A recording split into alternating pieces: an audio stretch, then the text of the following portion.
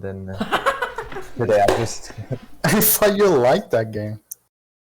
I did not really like that at all, but we'll give it another shot. It is what it is, dude. Yeah, I thought any game was good if you drank enough.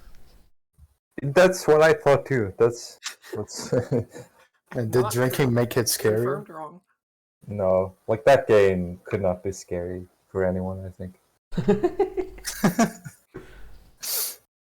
Well, Kel, I thought you were gonna drink for this podcast, is what you told me, bro.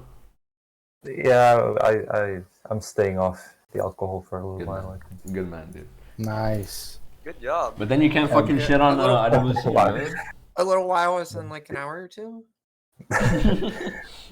Probably until Friday at least. Not bad. Alright, well, I guess to start things off, since this is Wonderfulx's first ride in the podcast, it's basically just like a common thing. We talk about our first experiences with Fangames and how we got into them. So, how did you get into them? Wonderful. Let's see. I think the first thing I saw was 10 shots at AGDQ. Ooh, that's 2014. Yeah, and then I started going into his stream and just watching a bunch, and then he raided Para one night, and I started watching Para's stream and then checking out the rest of the category and following everyone. The Paragus pipeline. Yeah. It's called. So real. Yeah, just checking Honestly, out not wrong. anybody that Para talked about, basically. That was back when I think Para just beat Meteor's stream and 10 Shots was grinding Meteor's stream. So those were some super fun streams. Yeah, those were good days. Yeah. I remember Para doing like Rainbow Miku at the start of his stream sometimes and shit like that. Yeah, and that was back when he actually enjoyed what he played. No, well, here's the thing, bro. Para was fucking content back in the days. I don't think you guys realize that. Para was omega content, dude. Yeah, Actually massive. He was like the only person that literally every single day you could count on him being online. Exactly. And he played every single new release on the wiki. Yeah. Yeah. He downloaded every single game and at least gave it a shot, even if he quit on some garbage. Yeah, it was fucking sick. I don't think I've seen anybody do that in years now. Like Sunblaw did it for a little while, but that was still probably 4 years ago. Was the last time? Yeah, it was ages ago. Downloading every game and playing it every day. Yeah. Yeah. What's kind of what's kind of crazy to me is that there are probably people who still do that, who still play everything off the wiki, but they're not even streaming. So they're just sitting on their own and So much content. So much content being missed, man. Yeah. Come on, man. But honestly, I will say that the newer releases nowadays are just like way weirder than like back then. Like back then it was just like, you know, it was fluid. Yeah, back then too, you could actually sit down and, you know, 4 games come out in a day and you could beat 4 games in a day. Usually. Basically, yeah. Like sometimes you would get like a really long adventure game or a hard needle game. But like nowadays, if you played every game, you would be spending like, you know, I think you'd lose 5 it. hours on this needle game and 8 hours on this needle game and get this random avoidance that would take a 20-hour grind or whatever. Yeah. Like fucking Games in general have just gotten a lot more difficult. Yeah, and like not only that, but like fucking people are just become like way memeier nowadays. So it's like fucking you just download new release and it's just like, oh dude, Fortnite fucking dance avoidance or some shit. I don't fucking know. Like shit like that, dude. Pook's Fortnite avoidance. You fucking Pook's game, dude. Yes. But yeah. It's very hit or miss nowadays. QC seems to have gone a little bit down. Yeah. Oh, god damn it.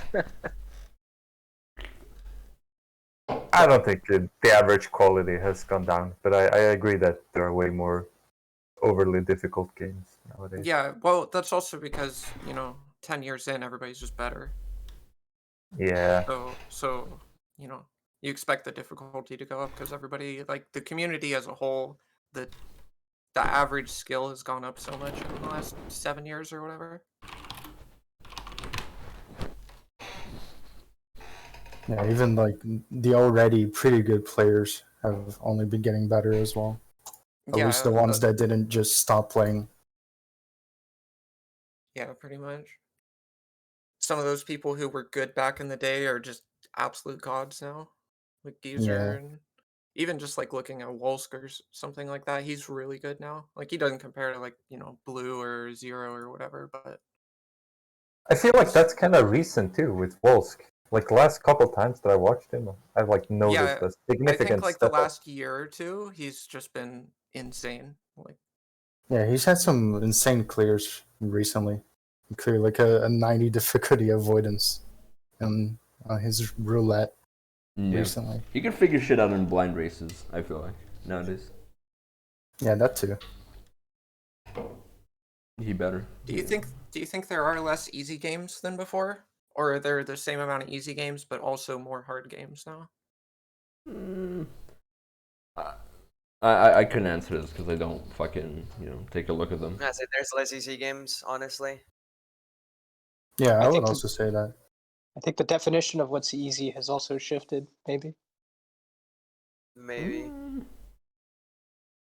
I mean, yeah, your fucking average like 50 difficulty needle nowadays would be like considered easy for like majority of the people. Although those majority, I don't fucking know. I don't know who you would call the majority in the community. I wonder if Like the definition IWC, I guess. of like a beginner game has changed too since stuff like Celeste has come out and the difficult platforming has become more mainstream. If like the beginner game difficulty level is just generally higher as well, like you would feel more comfortable entering as a beginner at like a level 45 or 50 difficulty instead of a 30 or whatever people used to think. That's probably kind of true. Because it seems like we did get a lot of new people from Celeste. Or maybe not a lot, but like there's definitely some overlap now between the Celeste and the I Wanna Be the Guy community. Yeah. And it also seems like some of those people like really start with quite difficult games. Yeah, Celeste or even like Mario hacks or Mario Maker and stuff. Mm-hmm. Right. So yeah, I would probably think that's true. Like there's a higher sort of tolerance for difficulty. Yeah, and Like it's a like higher a really weird overlap as well because you have like new players like BV. Like he started out like very recently, and he already cleared like Discord makers. Wait, And wait, there's is he like, actually new? Is he actually new, BV? I've heard about him. well, yeah, he is. Shit. Like he's only been around for like maybe a year or something. He's a Fucking Celeste crazy. guy. Yeah, and there's like another guy who remade Atone the Flower, which is like a 90 billion difficulty game in Celeste. Oh. It's like actually ridiculous. Fucking hell. Yeah, I think a lot of new players have also come in through I Wanna Maker, and it's just so easy to make and practice Needle on there that their skill goes up so quickly. Yeah, and there's a lot of just Needle from already playing- just in the game. Yeah, just playing new maps or even making their own maps. They just go off and they just get really good really quick. I think Tetra was like they have a bullet hell background, and so they started making some bullet hell maps on I Wanna Maker, and then they suddenly cleared Soulless within like What? Wait, who did? Hang on, what? Someone made Solus? Tetra No. Field cleared Soulless pretty recently, I believe. No, like somebody came from the Maker community recently, Yeah, Making and bullet they, hells. yeah, they And had a they- bullet hell background, and They they, have like beat they have Soulless. like a 90-hour clear, I think. Yeah. That's insane. Holy shit. Jesus Christ. Isn't it like Tetra something? It's like Tetra something, right? Oh, Tetrafield. Yeah. Yeah, Like, they're that's fucking insane. Yeah, exactly. It's They actually don't fucking make crazy to think about. He like plays really hard shit and makes really hard shit as well. And he's just like a guy from the I Wanna Maker community. Yeah, I think Maker like it allow like it can get it I don't know. it gets like really down to the core of like difficulty, if that's the kind of stuff that you're looking for. No, I yeah. also, I think maybe like the speedruns, like the individual level world records. True. I fucking love that shit about I Maker. think speedrunning maker levels might be a really fast way to get good, because like you are always trying, right? There's no downtime, because you consistently have something I play 100% agree. speedrun. I 100% agree. Yeah, and that really I've- hones your consistency really quick too. If you're trying to like, shave a second off, then you're getting really consistent at these certain jump heights and everything, and I you're getting think used to that. I personally may have had a bit of a skill boost from that. Yeah. Yeah. Yeah, Geezer, who was already like pretty insane in Fangames, like he got so many records in Maker, and he would grind them for like a long time, even on stream too. It's pretty wild seeing that. Built-in Is roulette Gazer mode. still number one roulette clears? Yes, not roulette. Hard and impossible endurance are still both Geezer. Not bad. Oh my Wow. god. Well, there you Very fucking impressive. go. Like there was when the leaderboards got released, there were like a couple of people trying. Me, Stong, and someone else swapped places on the endurance roulette, and then these very quickly took it, and no one else has been close since. How many fucking hardcore levels does he have? Do you know? Riff? It's probably like, It's like 1500 I or mean, I some can shit, right? I can just open up Maker. Yeah, sure. I think he's at least over 2,500. Damn! Holy shit! Wait, Jesus. oh my god, I didn't know that. That I was gonna insane. say like 1,000. Holy shit. What is it? Insane. Hardcore roulette. Geezer is first with 3,700. Oh! Holy shit. Fuck! Yeah. Although What? carbohydrate is second, and they're behind by 3 levels. Okay, so like carbohydrate, he's so fucking insane. Like literally every record Geezer would get, carbohydrate would get like 5 seconds after. Just stream snipe that shit.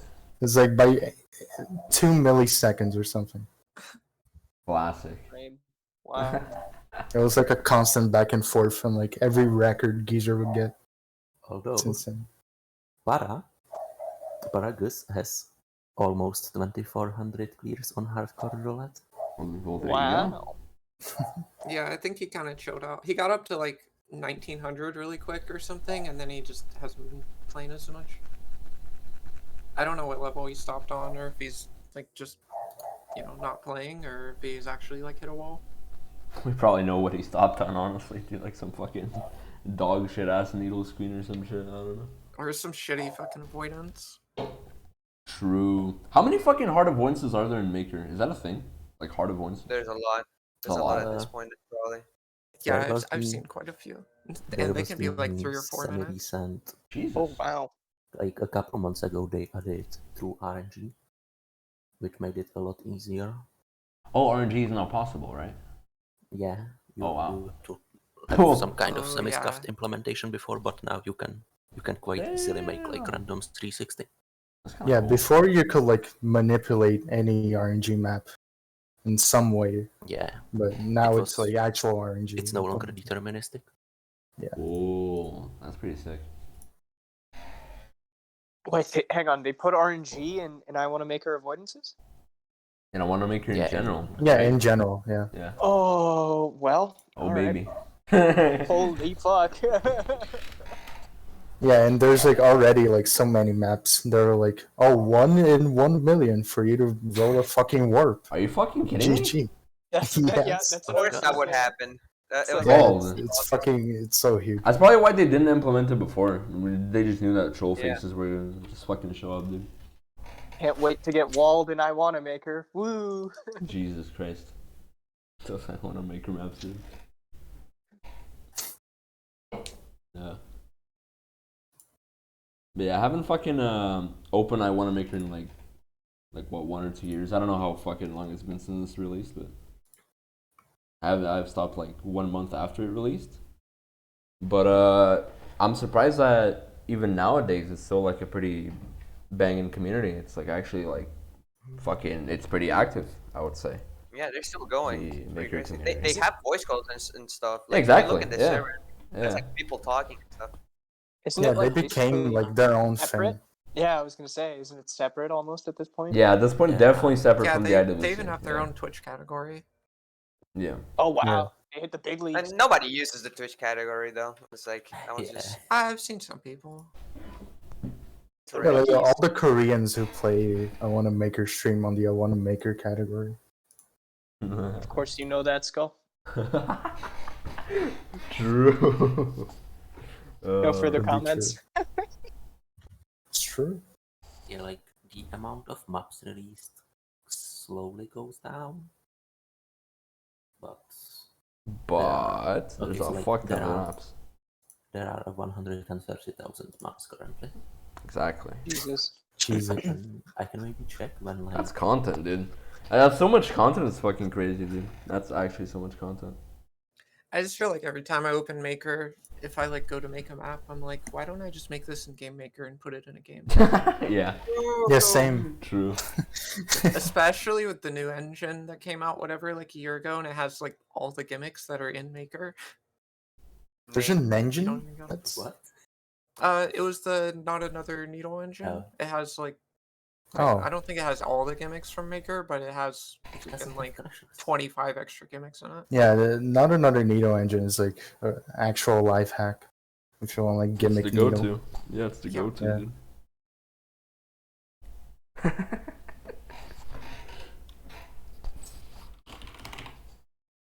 Yeah, but that's like currently one of the kind of like the biggest limitation, like the final wall that you can't really overcome, is that there is something about playing a whole adventure as opposed to just like isolated levels. Where like at some point there's some kind of like you get more than the sum of the parts, I guess. Yeah, I agree. You don't get the If you same have like satisfaction connected, yeah, when you beat an I Want to Maker level. You're just like, oh, cool. because But you're when you never beat like really a really big adventure game, it's really satisfying, especially with clearing bosses and all. a maker map isn't ever like really working towards something. It's always just done. And that's something that the game is currently missing, but that is also really hard to somehow try and emulate the feeling of. Yeah, I don't know if that's really desirable. I mean, Maker can just be a separate thing. Yeah, I think it's also fine that it's like really casual. That is fair, yeah. And Maker is like really good at being casual. It's just you can very easily sit down and play 5 maps, close the game, and be happy. Yeah, what I think is great about the game is it's like the perfect leaping off point if people want to join in and then try their hand at game making. But then also like with how thriving the community is, right? It can also be just its own thing as a perfectly fine standalone, which is really cool that it serves as both. Yeah, it's very much made with that intent in mind. Wanting to appeal to new people and also to just make something. What about the fucking weekly map playlist? Is that still a thing? Yes. Yes. Yeah, it is. Those are manually curated, right? Yeah, those Yeah, are it's Yeah, manual. still they are just KD. manually. That's correct. It's Uh, well, I think it's Katie and Karaf who picks the maps, but yeah, They- Garaf is basically the backup in Yeah. if KD can't. Oh my That's awesome. goodness. That's That's fucking it. insane. Now that you think about it, it's fucking insane. KD did dude. actually put a lot of work into that for like what, a year and 3 months, I think. Jesus Christ. yeah, That's it's like been a what, long 55 weeks? Yeah, you Or don't something. really get much of a break. Yeah, that's pretty much a job. That's a job right there, dude. time. I mean, he definitely puts effort into it, but he usually just finishes on on Friday nights, that is and he true. gets some help. Oh, really? Okay. Karaf helps so much. Like they It's both so- like a lot of maps in a Wanna Maker. There have been a couple of times on like Saturday when someone in the Maker server asks where the weekly is, and Katie just posts that he forgot. Based. Oh my god. That is actually based as fuck. I like that response. But no, yeah, I thought like what somebody would do for like curating that shit would be just like playing the popular levels like every day or some shit like that and like cherry pick them. Like that's what I thought the process was, but No, they just play random shit every time.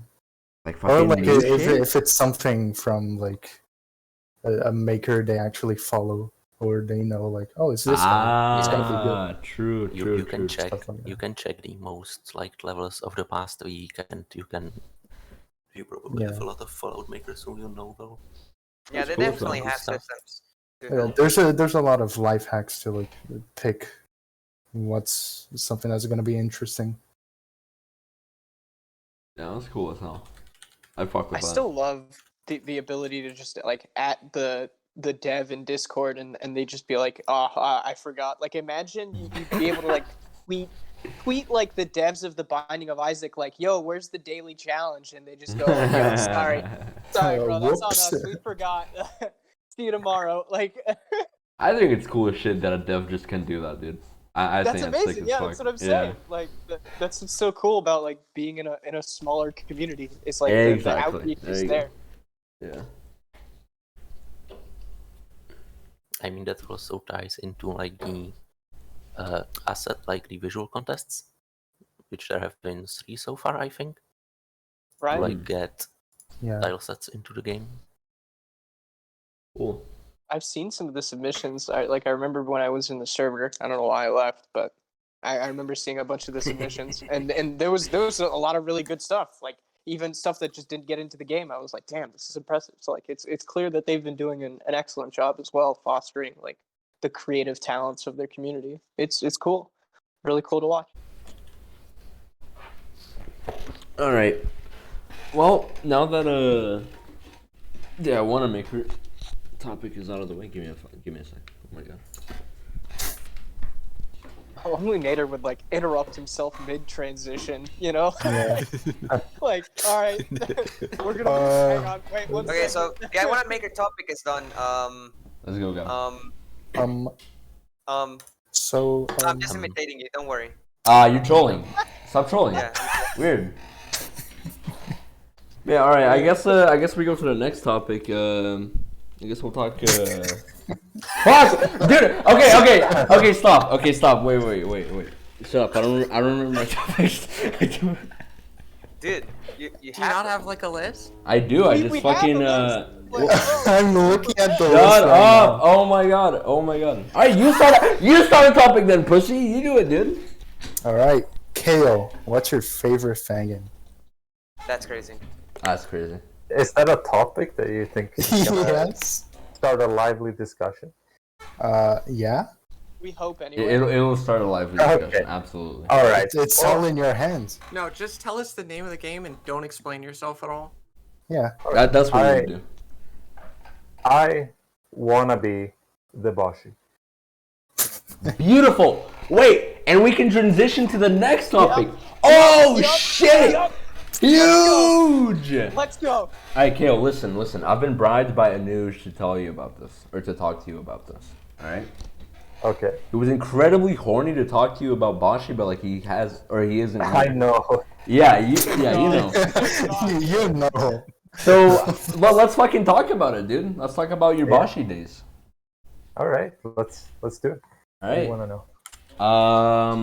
Okay, hold up. He sent me something.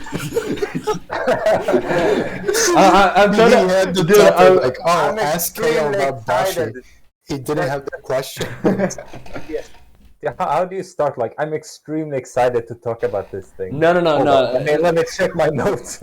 No. Listen. Anuj sent me like a bunch of things that he did want to talk to you about, and we can talk about it. Why did you quit Bashi in the first place? Is something that he was very curious about. I think I reached a point with Bashi where the time that I had to invest into improving which at that point was like the only really sort of satisfactory aspect of running that game was PBing and improving and coming close to PBing. Like I reached a point where that was such an effort and like such a time sink that it just it wasn't worth the sort of the downside. What, like it became too optimized or some shit at the time? Yeah, too optimized, and also like for me, the fucking Mario quick kill is like a huge roadblock. Yeah, ass. And like not getting that is pretty much run over, and it was really inconsistent. Like the way I had to do that to mash fast enough was to do the two-hand mash where I alternate between That's annoying. hitting shield with my left and right hand. Yeah. But the thing with Mario, like unlike most other bosses, is that there's no point in that fight where you can stand still and just shoot. Or at least not in the first phase where you have to kill him for the quick kill. So I had to do the two-hand mash and also move. And it's like really... How the fuck do you do that? Sort of mechanically complex to do that. Yeah. Yeah, it's really taxing. How Yeah. much competition was there back then? Sorry, you're a little quiet. How much active competition was there back then? Like Well, at that point, that was like the only point really. So basically, when I started speedrunning, there was some. It was kind of competitive between me, Shadow Link, and Cosmic. Oh wow. Like we were about the same skill level. But then when I think I got like a 55 run or something, and that was like pretty early on. And from that point forward, like I was pretty much uncontested for like the following 2 or 3 years. Like I was just pretty far ahead of the competition, I would say. Cosmic kind of crept up on me a couple times, but overall, I was definitely the best player. But by the time, like when I quit, like there was actual competition. You know, Wonderfulxx had taken my record twice, I think. Stonk beat my time. Illusion was sort of on my heels. I don't know if BBF was really up there yet when I quit, but he was slowly climbing. So it was getting sort of competitive. And like maybe, I don't know, it's fun when it's competitive, but for me it was also frustrating because of the mashing. Right. Because Yeah. everyone else just mashed better than I did. So I just had like additional parts of the run that were sort of, that I was less likely to succeed at, I guess, than the other people did. Yeah. So I just felt disadvantaged. And that was sort of a bummer. Yeah, I feel like almost every like Bashi speedrun like stops running Bashi because of the fucking mashing issue, or like the bosses, dude. Like the quick kills are hard as fuck to hit. No, I assume so. It's for some people, I guess. I don't mean that like in a cocky way, because I wasn't very good at it. Right. I don't think for BBF I don't think the quick kills are a big problem. Oh yeah. Maybe ever He's just another good at entity. mashing. Yeah. Like the hardest quick kills are, well, there's a Hello Kitty quick kill which is ridiculous that he gets. But other than that, like Skeleton King was pretty hard for me. I don't think that's all that hard for him. Yeah, I don't know. I mean, people who quit because of mashing, I think in general they quit because they hurt their hands. Exactly. But that was never an issue for me. Yeah. Like because I did the two-hand mashing, I just relieved my hand a lot. Like as opposed to like what most people do, I think, which is just like really sort of straining their hand and like vibrating it. Like that's gonna fuck your wrist up, no doubt. Do you do that And your for forearm. do you do that for majority of the bosses, like fucking two-hand mashing? Yeah, every Oh my boss. God. That's crazy. Holy shit. Wait, that's insane. That's insane multitasking, dude. It's, I don't know, for some bosses it's like not that hard because You just You jump, sort of- right? yeah, you just jump Yeah, pretty much to okay. dodge. Just jump. Just jump, hey. But I mean, for some, it's just like, I don't know. I mean, I learned it pretty well, but it's definitely more sort of technical than It's definitely something that you have to get used to. yeah. Alright, it's fucking sick. I didn't know about that. But I guess you fucking use the Z and X controls, right? Because fucking jump is right next to it. Yeah, X and Z. Yeah. Yeah. The default controls. Sick. Zed. Let's go. He says Zed. He says Oh, Oh my fucking to god. make it unambiguous, what I say. Normally, I would probably say Z. Dang. Uh, I stuck my neck out for you, Kel. I'm sorry. I'm an Oh, fuck. asshole. So I just want to answer what J. Sorry, not JBG, but J. Yeah, good one, dude. You're trolling, dude. Holy shit. Was it Yaga? Yeah, like the double shot was known. Like we knew that if you hit up and shoot at the same frame, that or I think shoot and down. I don't know. It's not that interesting, but we knew like that you can double shot, and some people like Stonk. He could do that pretty consistently, sort of by accident, by just like spamming really fast, jump and shoot at the same time. But it was Yaga that like put 2 and 2 together and realized that you can just rebind your keys to have it constantly active. So yeah, that's. I mean, Yaga discovered like all the biggest stuff in that game. Wait, so I thought the double shot glitch was you just changing the controls and you just shoot twice as often, I guess. And you have like 3 bullets, but they count as 5. Yeah, like 2 bullets are on top of one another. Yeah. Wait, so is there a reason why? What is it? Like the down arrow or something? Why does Like it make triggers 2 it? bullets? I mean, you're definitely not asking the right person. Yeah. But like, you can also like quad shot. If you rebind both up and down to shoot, you can quad shot. A lot of people don't know that. Damn.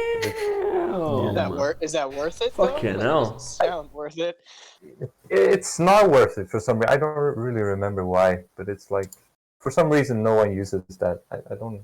Can I you don't still only remember have why. 4 bullets on the screen, anyways? Yeah, five bullets. 5.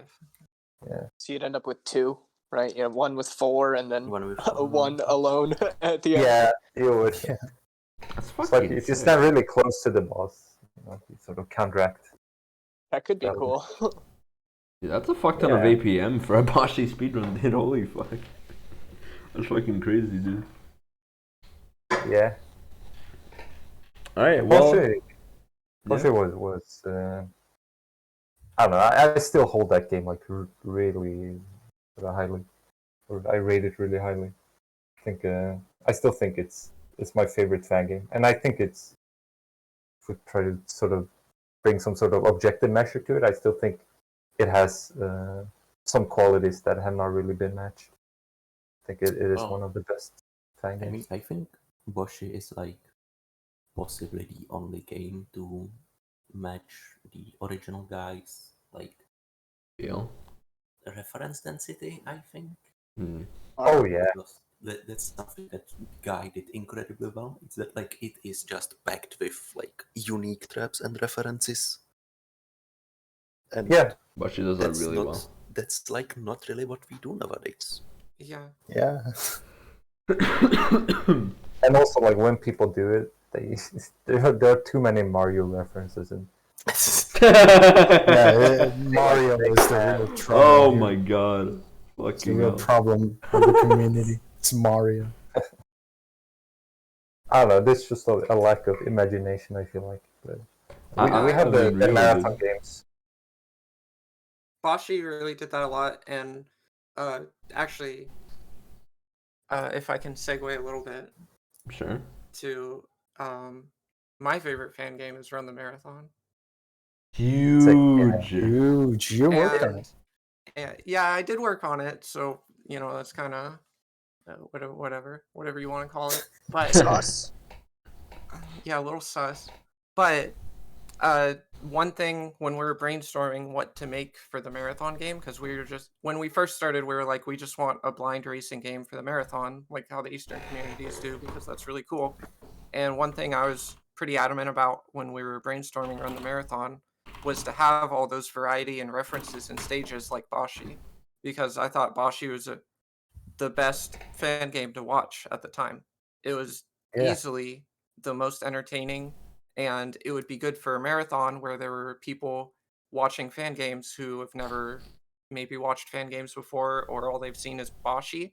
So I made sure that every world was different and had references to video games that people would recognize outside the fan game community. Yeah, and that game is super entertaining to watch. I think that is one of like Absolutely. the best fan games to watch. I think Yeah. I think Warp the World maybe trumps it for me in like watchability, but I prefer the gameplay in Run the Marathon. I think it's the best marathon game. Yeah, I don't know what it is about like Warped Worlds just doesn't feel the same as Run the Marathon. Like Run the Marathon just feels perfect. You know what I mean? It's so if I have a theory about this, and this like Run the Marathon just plays like it's sort of a traditional fan game more so than all the later ones. They sort of Yeah, I Warp the agree. like World. gradually stray farther away from the Warp the fan. Worlds feels like it plays a lot more like a modern fan game, like Right, know, right. a much more polished thing. Yeah. And I think Run the Marathon feels more like a 2012 game or Fucking something. Warped Worlds Yeah, has it feels the. Sorry. like a carnival game. Sorry, that's all I want to say. It actually like it That's plays good. a lot like a carnival game. Yeah, I think Marathon is also like the most grounded one.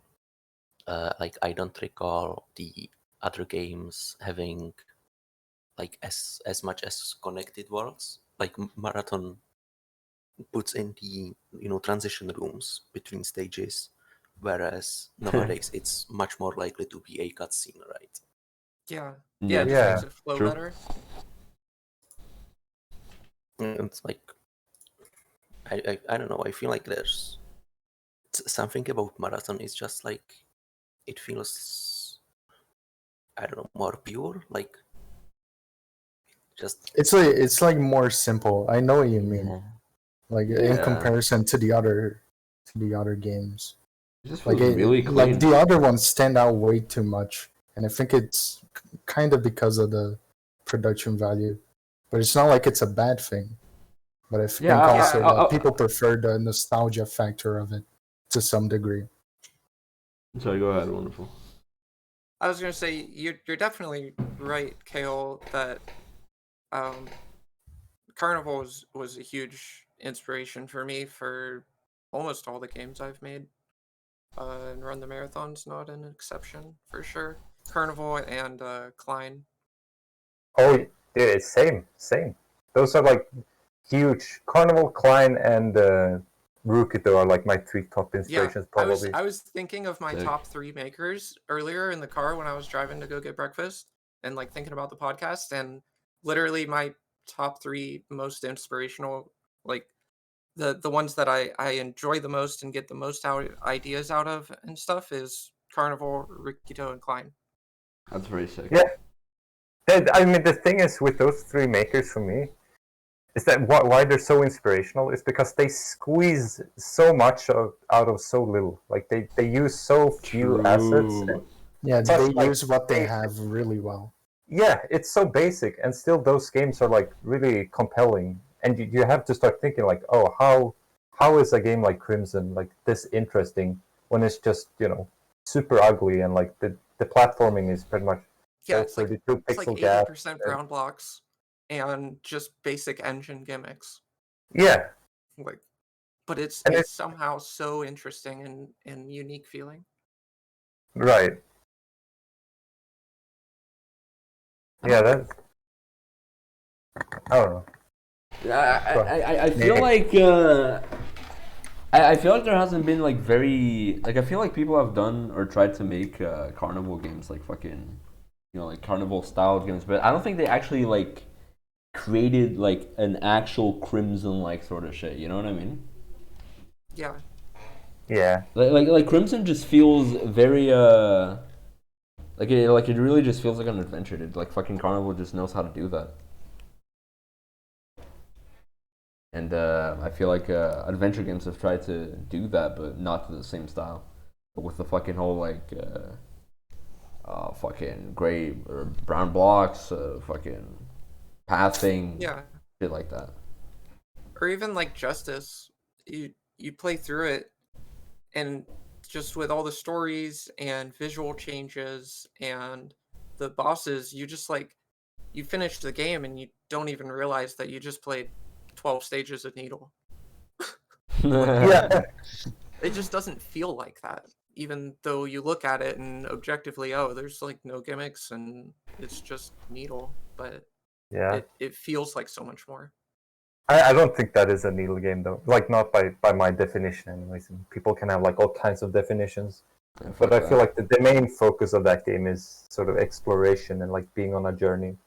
And for Yeah. me, the main focus of a Needle game is jump design. That is Sure. like the best definition or distinction that I feel like you can make between those genres. Yeah. So like in the same vein, like I don't look at CN3 as it's a very Needly game, but sort of my main focus with that game was not to design Needle. I wanted to create that journey more so. It leans more towards the adventure side for me, even though it's definitely like a mix of both. And it sure feels like it. Yeah, but it has Needle in the title. Oh no! It doesn't have funny. haystack in the title. Argument Oh my invalidated. god! Oh no!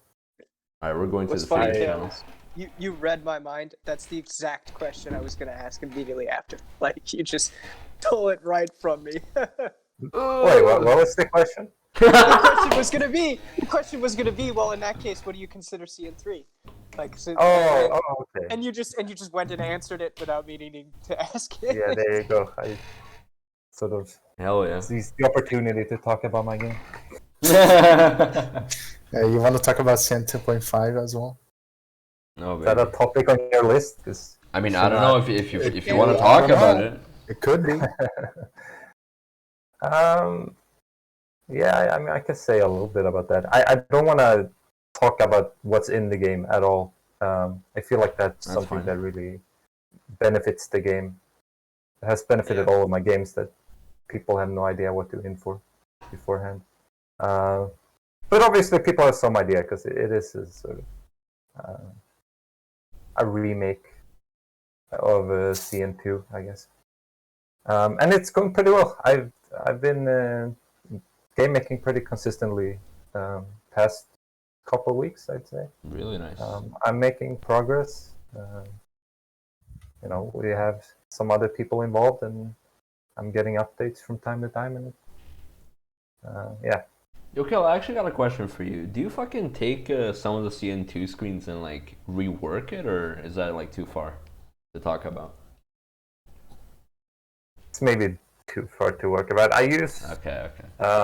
I mean, we did port CN2. Like, we're not making anything from scratch. We ported it to the CN3 engine, so it's in studio now, and we have like That's fucking sick. some of the functionalities from CN3. Well, I'm glad you're fucking still keeping up with Game Maker, bro. That's sick as shit. It's insane because I was sure like after CN3 I was just completely done. Dude, you've said that like fucking 3 times, dude, with your games. I swear to God. But like I hand on hand on my heart, like I was not gonna make more fan games because I had this idea like I don't want to keep chasing the same thrills. Like I want to do something that I haven't done before. Yeah, I know what you mean. But like I mean, it's basically just 100% because of the pandemic, and I've just been home sitting too much, and I had to find something to do. Yeah, I And felt like the that- same way after Kermit 3, actually. I was like, I don't know if I'm going to make any more games, and I also don't know if I can make a game better than this. Like, more Yeah. climactic than this. So I didn't make anything for like a year after that. Do you feel that now that you could make a better game? Give me a sec. Has that changed? I don't think I could make an ending as iconic as that, or as memorable, or like emotional. I don't think Right. I could do that again. Because that had like a whole trilogy and like 5 years leading up to it, Yeah. But I think I could make something with better gameplay for sure. Okay, cool. The Yeah, package can be better. Maybe not the experience, is what you're saying. Yeah. Well, like the gameplay experience, but maybe it would be tough to make something that emotionally connective. Like the amount of people I've seen or have like said they cried at the end of that boss, like I there's no way I could do that again. yeah, maybe Also, not shout if outs you to if Fangame. you're trying to do the same thing, sort of. Um, but I Yeah, mean, it would be there are mostly so about the many ways. gameplay. Yeah, But yeah, that was also you said partially because of the pandemic. I think the same was for me. Not having yeah, a job anymore and just being at home for a year and a half. You kind of just want to be on Game Maker. yeah. Because it at least feels productive, sort of. Yeah, it feels Yeah. better than sitting there watching YouTube or Twitch for 12 hours. That's for Yeah, sure. it I feel like you're definitely doing does. something. Yeah. Nothing wrong with that. I mean, well, I mean, I'm like definitely working towards something that I think is meaningful. Like I think releasing CN3 especially was very meaningful because that a lot of people really liked that game, and it had a positive impact on the community. I think. Like if I can do something like that again, Yeah. Yeah, it that feels feels good super when meaningful. you see people really enjoy your game so much and say it's inspirational or that they just really had a good time with it, you know? Yeah, It feels good to feel like you had an impact or at least made somebody's day, you know? you brought something to the world. Yeah. A lot of people don't sort of wanna or feel that way about fan games. I think, but I mean, it's like a valid sort of art form if you want to. I feel like every time you drop a game, you change the meta. You're like the Kanye of the fan game community. True. I was gonna say that. I was gonna say that. That's so true. I was gonna say That's that. so true. I'm Holy shit. about to drop my Donda and just Yes. have Oh, no no. impact, no That's fresh fucking good. ideas. Oh no. Yeah, Okay, that's every too time you far. drop a game, everybody just sort of emulates that game for 2 years. It's true. everybody's It's so first time out true. It's so true. I mean, I don't want to be conceited, but it's true. Fucking go, baby, man. It It's is. just right. I It's mean, fair. CN the CN games at least. My other games are not really. Yo, Crimson Very Rainbow, interesting. still one of my favorite fan games. I appreciate that. It's I- just I like such it. a nice, short, raw needle experience. You know, it's just it feels Yeah, right, and it's not too long to where it's like a big commitment. You can finish it in like 2 sittings if you're mediocre. yeah, and it's like it's a pretty varied game platforming wise, but Yeah, the saves are not too long. It's not like often sort of demoralizing. You don't run yeah. I into know a it's lot of nothing problems. crazy, but it's just one of my personal favorites. Yeah, I respect that. I think it is one of the best games that I made outside of this CN ones. I actually got a question for both you and Wonderful, Kale and Wonderful. How do you guys plan your game making projects? That's a question that we had for a topic. It'd be pretty sick to know what you guys, how you guys plan your games, I guess. You can go Uh, first, Cal. Like how I sort of plan it out. Sort of Yeah, like you're mid game making, like you've already like established what you want to make. You want to make like a fucking 100 floor game, sort of shit. Right. Like what like how's it like mid game making, I guess. I might have to think about this a little bit. Sure, Wonderful. Do you want to go? So it's different depending on the game for me. I'd Mm. say like uh with some of my needle games, it's just you know, I'll make like half a save and I'll play it, and then I'll think like, you know, what jump's gonna feel good after this jump, you know, what's gonna flow well. Just probably like most other I people love do. that. Yeah, I love Um that. and then just whatever I'll add a jump and then I'll play it and then I'll be like, what feels good after this, whatever. But for like the Kermit series, I'd say a lot of the times for that, it was just completely about building an atmosphere and an ambiance. And a lot of the times I would just drive around in my car listening to music. Yeah. And Classic. you know, every once in a while I'd just hear a song and then I would just start playing that song on repeat because I would just like my mind would start filling with ideas for what a room could look like and what the visuals would look like, and maybe if there's a gimmick or if it's just certain jumps or whatever that would feel right with the music. Yeah, for me, And then I would just build it from there. And a lot of the times it would just be, oh, let me make a hub, and then how do I want this hub to blend into these three worlds or whatever, and then do it again. yeah, I've noticed that a lot. I mean that's for like every Kermit game, right? You just go for atmosphere. Fucking Yeah, yeah, really yeah, really that's accentuates it. Yeah, definitely and I think it really helpful. shows as well. I'm like more so lately thinking about that sort of stuff. I'd say some areas in CN3. Actually, I've been recording like a commentary, some commentary videos about that game, about my development, where I sort of talk Ooh. a little bit about this. But like for example, in the what's it called, like the golden crimson area. I don't know what people golden area. I guess it's Yeah. the Yeah, common name for that area. Like for that area, I was very much driven by trying to create an atmosphere.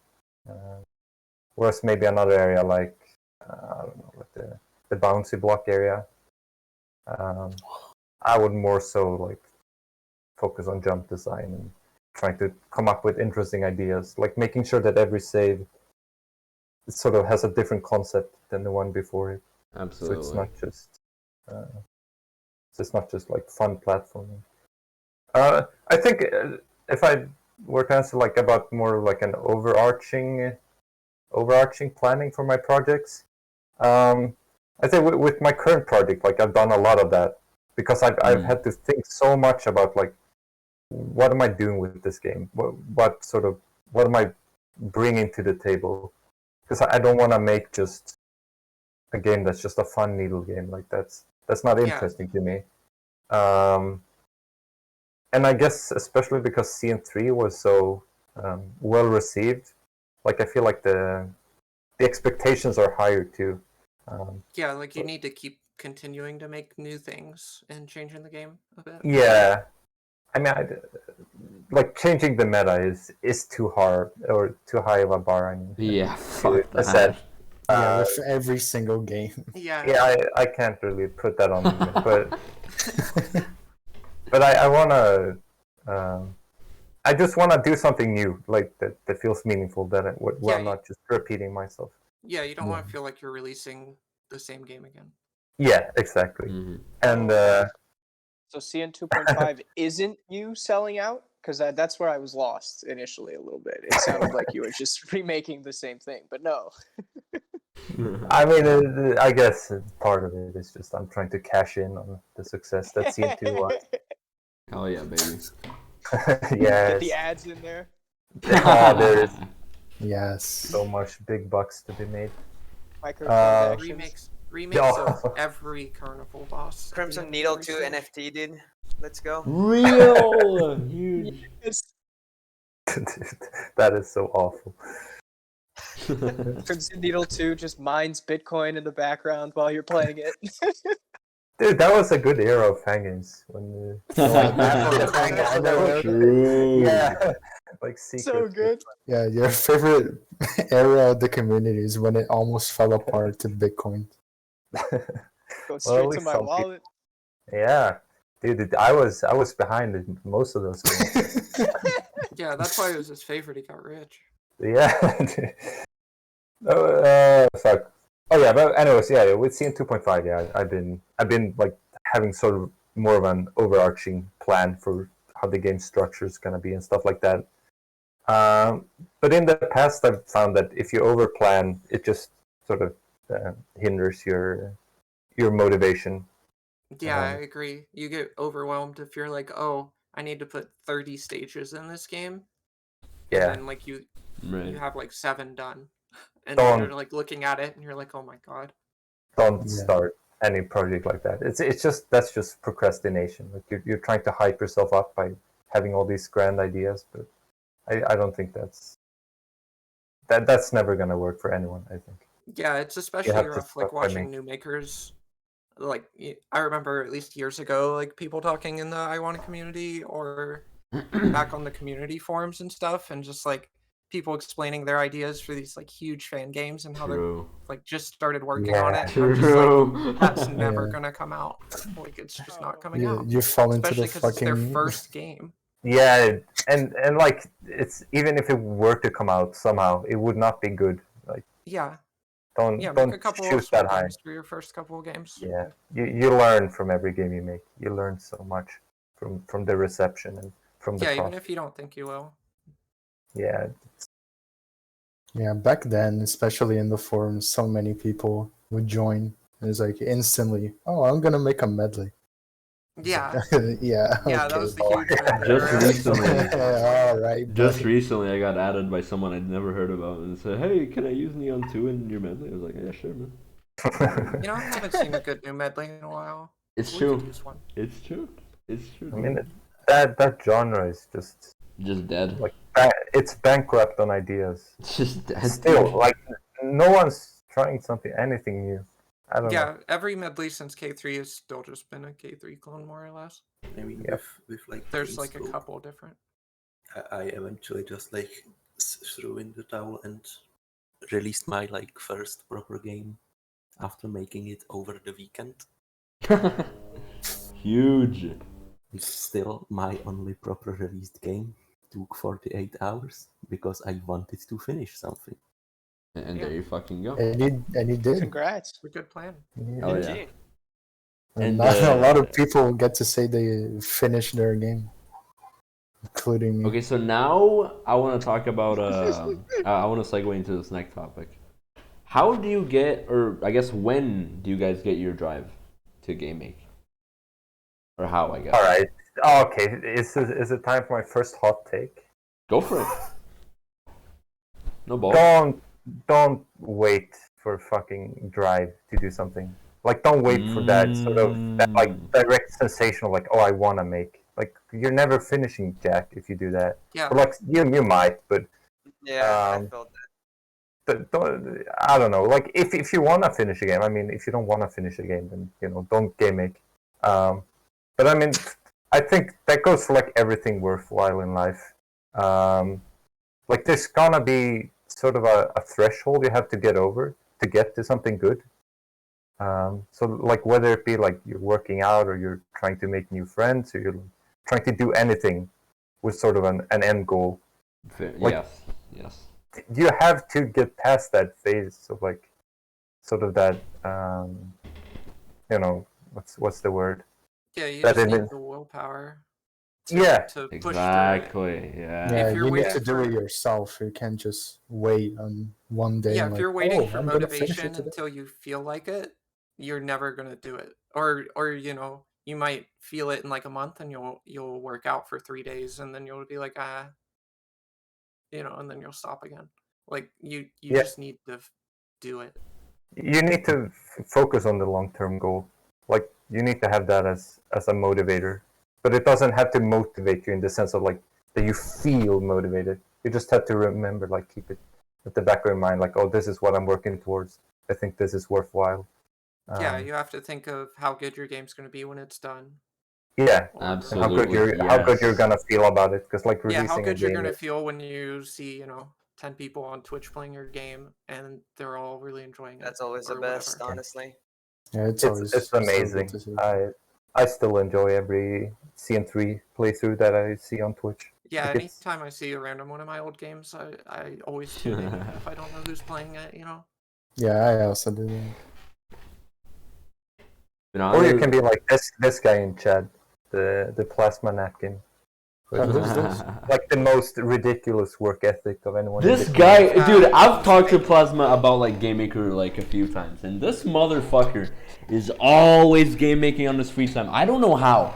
Well, I guess I know how. But like, Wizard, holy bro. shit, dude, it's fucking insane. He's This ridiculous. motherfucker. It's just a full-blooded nerd. It's what it is. Damn He can't fucking stop right, himself. dude. Damn fucking right. But yeah, The I other 100% day, agree. The other day, he told me he worked like 15 hours in one day on a single save in balloons. Motherfucker. Good lord. Psychotic. That's like almost how long he spent to like port it to another engine, isn't it? What do you mean when he ported it to Studio? Oh, he ported balloons to like So like Studio every to Studio engine, 2. yeah. That was like I 18 hours. feel like it probably took longer than that, but yeah, maybe. Yeah. That wasn't the first time that game was ported either. Yeah, it was like Game Maker 8 to Studio Yeah, it was to probably Studio 2. no, you had to put it from like Game Maker 5 to Game Maker 8, because it's that old. Exactly. Bruh. Had to port from scratch engine. Okay, So so if you guys want, just throwing it out there. Next topic could be balloons. I've seen the full game. I'll tell you anything you want to know. Oh, let's go. Just say everything. Alright, what's up with the final boss of balloons, Kale? What can you say? Okay. So the final boss has 8 attacks, and I'm gonna describe them in detail. Let's go. Hang on, I'm taking notes. Go ahead, keep going. All right. I'm putting this in my Mentley as you speak. First, we have the balloons attack. Oh, Balloons. huge. Next, Attack. bite attack. yeah, you're making Plasma get a heart attack. I swear to fucking Christ. Yeah, I haven't actually seen that. That's the one thing he didn't see. Thanks. Yeah. Yeah, I guess I've seen parts of it. Yeah. All right, sorry, I did cut you off. Oh, right, yeah. I was gonna ask a question because I 100% agree with what you said about fucking, your drive, motivation to fucking game make. What would you say to people who just game make, and they just think that their shit is dog shit? Their game is dog shit. What do you think about that? If I were to give like a tip, I feel like what I've done that if you want to call my game making successful, but I really just tend to look at games that I like and try to really understand why I like them. Yeah. So like take that sort of analytical approach and not just try to imitate something, but like try to get at the core of what that game is doing well. Because I don't think trying to imitate another game is usually gonna end up very well either. Right. I'd also I would add, I think a big part of my game making and like what I strive to do. I don't even play that many games, and I'm not like especially good or anything. But I think a big part of what helped was watching so many Twitch streams and so many people streaming fan games and Yeah. seeing what they liked and disliked in games and what parts were the most annoying to the most people, and making sure I won't do something like this because this pisses everyone off, or I will I do do that, something yeah. similar yeah, to or- this because everybody likes this. Well, I will do something like this because it pisses everyone off. Yeah, Let's sometimes. go. That's it. Yeah, sometimes you're just like, you gotta throw one in there, Fucking Plasma. Yeah, that's my nose. Balloons the game.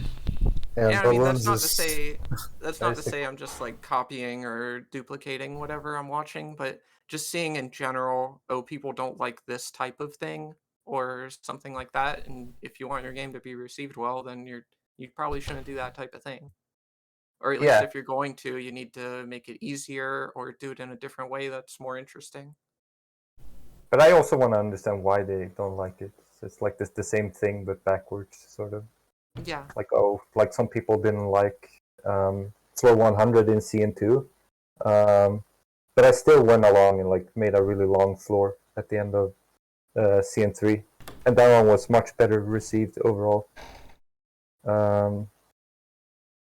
So I don't know. I mean, it's about like finding what Yeah, it is. sometimes there's ways to do things that people generally don't like in a way that they will like it. Yeah, And if you can figure that out, then that's awesome. Yeah, for CN3, if you get to floor 100, you know what you're in for, dude. Like, you just know what you're in for, and you just fucking, it's just sick as fuck to have a very climactic ending like that. right. A Yeah, very hard game like that. So. Yeah, it's very fitting. You gotta understand like what makes something good as much as understanding what makes something bad as well. Yeah, like you Yeah, fucking play I think that's- CN3. Yeah, sorry, go ahead. I was gonna say what Skull just said. I think that's the perfect answer to Nader's question of like, what do you tell somebody who's like ragging on them own selves for when they're Yeah. making Yeah, games and they you think should they aren't good understand enough? your own tastes before like anything else. Yeah, you need to understand what makes a good game, or at least in your opinion, like Yeah. what do you like, and then make that. Yeah. Don't just go and start placing spikes on the screen without even thinking about it and being like, "Oh, I'm so bad." or It's a like good idea. I look at what other people find good. Like K3 is the most popular game, so I'll try to, Yeah, let me imitate just that. copy K3. Yeah. I also like what Plasma said is that when you're making a game, you have infinite time. There's no pressure on you to release anything. So make something, get something done into the game maker.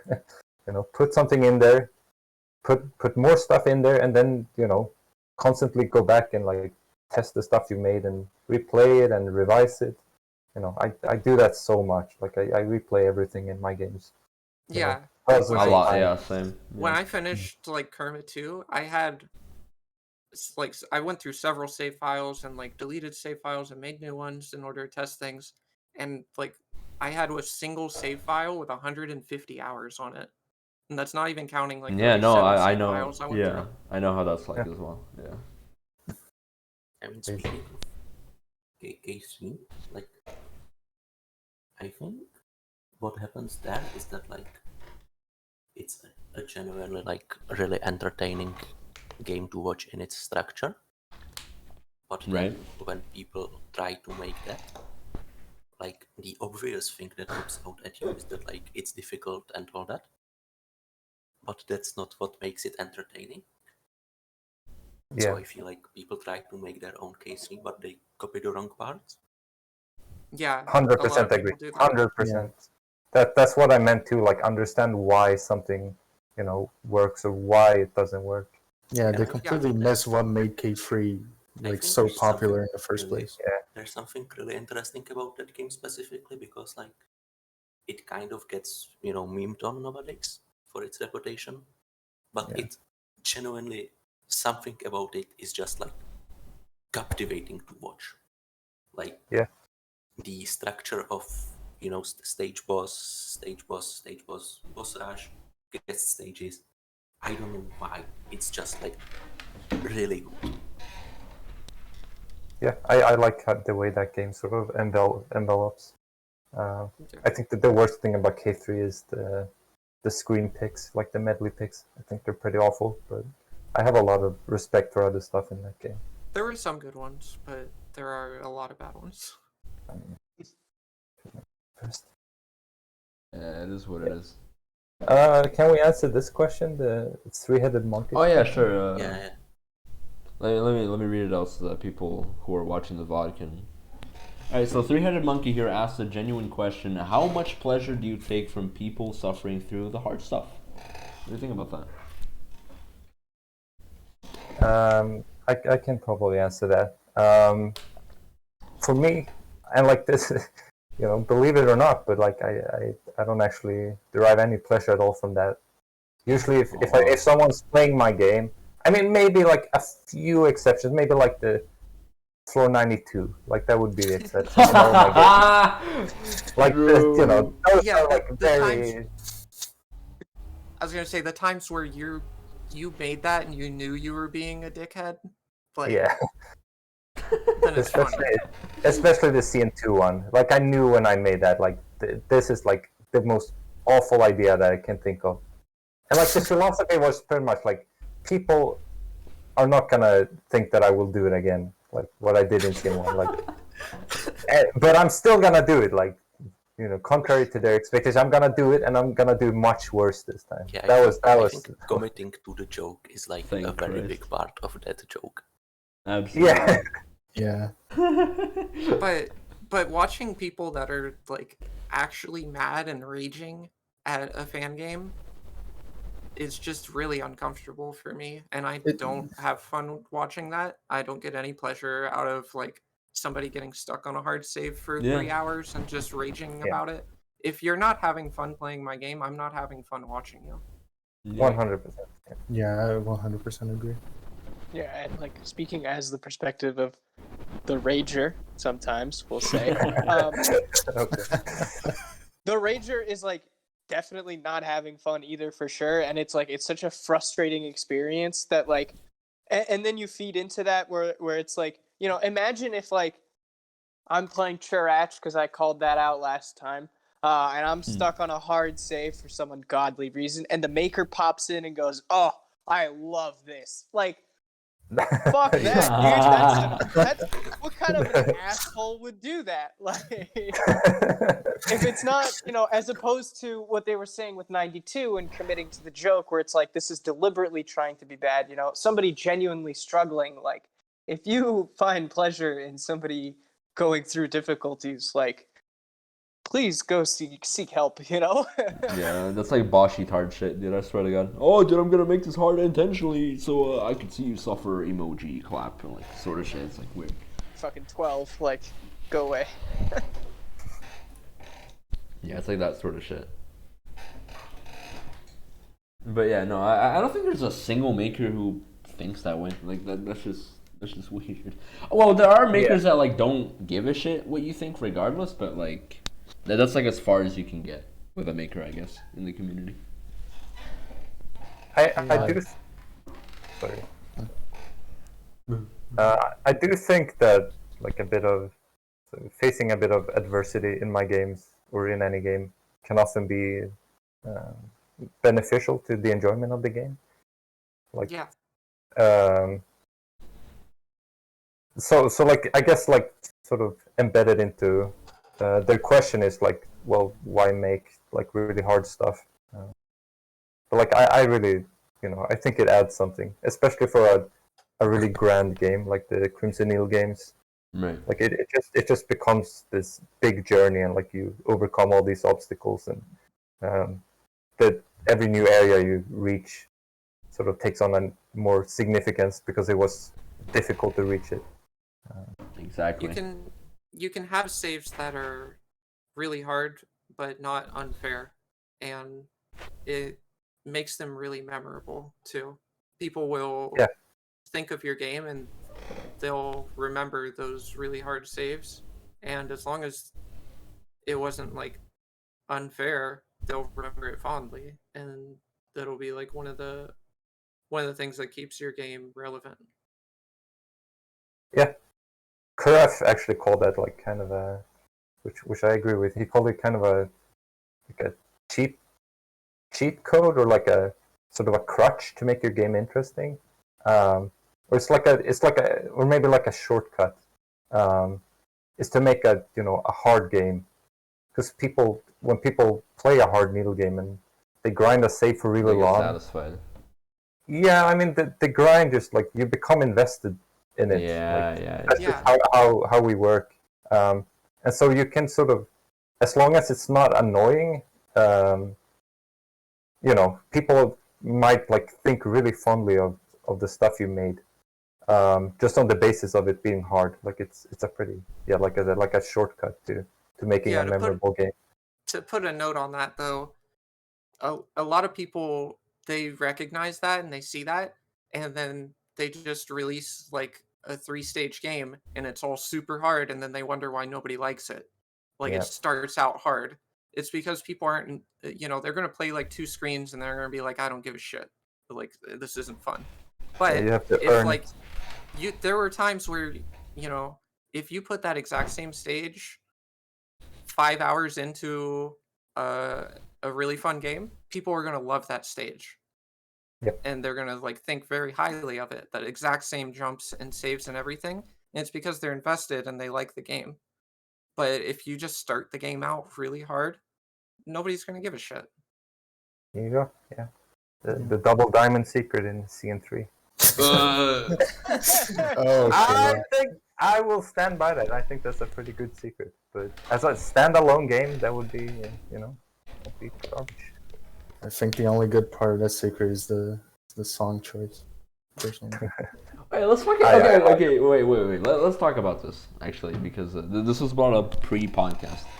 You two, Kale, Wonderful, you guys are fucking behemoths when it comes to like Fangame music. I feel like you motherfuckers know how to pick like memorable music, and I think that comes from the fact that you guys just you have a very very cool interest with music, and I guess if we could like talk about that, like your music styles and what you really like about music and shit like that. Yeah, you go first if you wanna. I mean, in regards to music and fan games, I think it's almost like a cheat code, honestly. Like imagine the current games, but they all just use like Pokemon and Final Fantasy music. Those games would be garbage. I agree. Nobody would like those games. Just harsh, but I am. Like that would be shit. They'd be mid. Nobody would go back and remember those games. But because I'm using these songs that like bring up nostalgia or make you feel emotional or just songs that you remember, or maybe you haven't heard these songs, but they're just like catchy songs, and it makes you remember the game more fondly. And the fact that I also put the visuals in order to make it feel like it's matching the ambiance, and it really what's the word? It immerses you in the game. Mhm. Music is the easiest way to immerse somebody in your game. You can get immersed in a brown block stage if you have the right music. Like True. I agree. I agree. it's Absolutely. really probably one of the most important parts in a fan game to me. Yeah, I don't think it's one of the most important parts for me. Unlike in my games, I mean, I agree with you about the current Sure, I mean, series.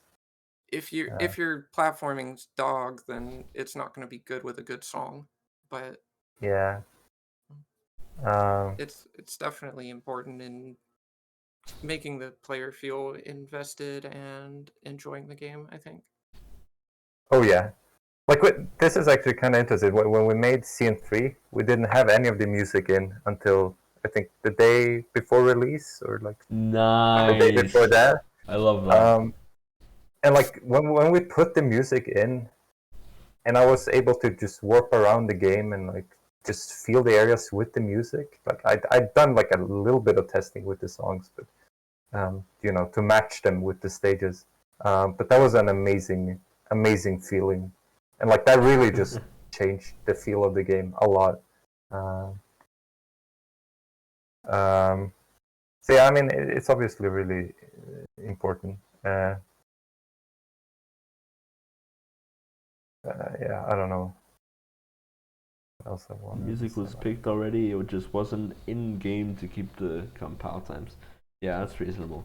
Yeah, that's fucking sick. So, Sorry, it was picked. Just to like clarify, it was Yeah. picked. I mean, I picked like I don't know, like 85% of the music in the game, and a lot of it was picked pretty late on, and also like a lot of it was matched pretty late on. So I had like a big Spotify playlist with a bunch of songs that I wanted to use, but I didn't know if they were gonna fit. Yeah, I've actually got Sick. that going for what I'm working on now. It's just a big Spotify playlist, and I'm probably not going to use half the songs, but Yeah, it's still good to have the playlist, and maybe if someone else asks me for music recommendations, I can pick from Hell there. yeah. But I think, and this is something that I've always said, but I think usually the music sets the mood much more than the visuals, and like it's not really that picky, I guess. Like which song you use. Like if you have a good song, it's usually gonna feel like it fits because sort of yeah, the feel of the visuals are gonna like they'll adapt. They are the ones to adapt to the music feel, rather than Yeah, the I other way agree. around. I agree. Oh yeah, I love that song, Plasma. Thank you. There's a Wish I there, would have saved it for my own. there was a question that I've been asked like a few years ago, like a game making question, and it was like, do you prefer to pick your music before you make the needle or after you make the needle? Well, like, what do you guys think about that? Yeah, I mean, so based on what I just said, for me, it's after. Most of the time, there's some like, is it, Good House in CN3. That is like the one screen that I made with just the song on repeat, and like that is my favorite floor in that or screen in that entire game. It's like the favorite thing that I've ever made.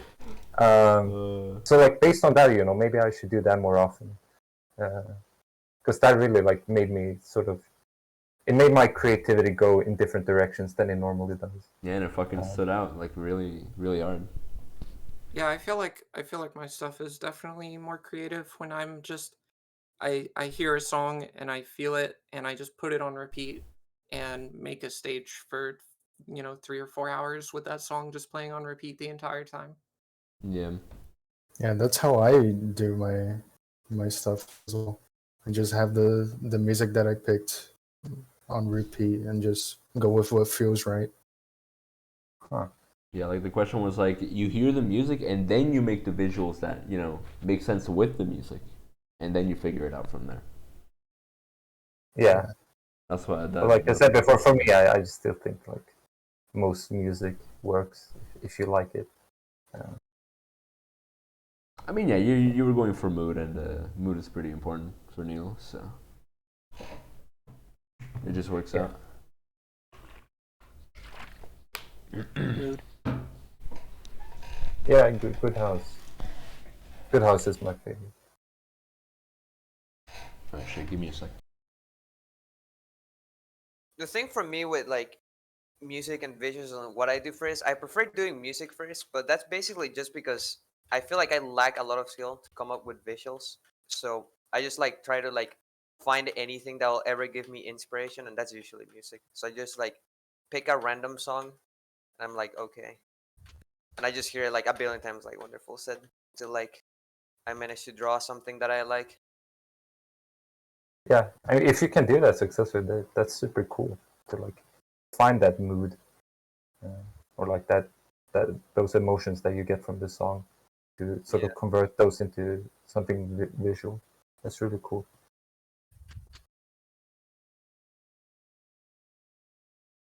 I guess there is AFK. Someone's gonna have to save it. Let's see.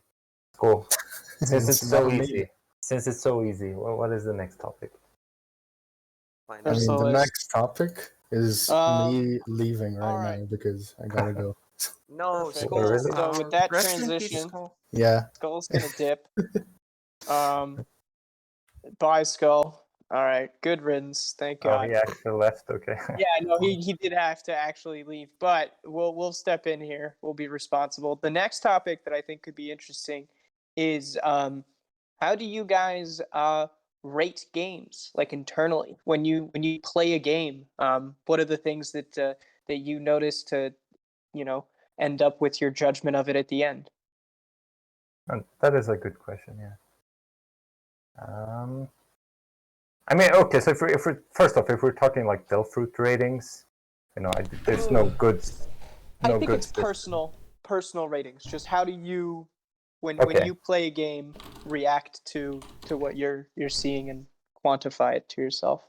Right. Yeah. Immersion is like number one for me, and I think immersion often comes from cohesion. So those are like super important aspects of a game. That it feels cohesive, like it has a cohesive structure. The visuals all feel like they're from the same game. You feel like you're making, there's a good sense of progression, like you're going somewhere in the game.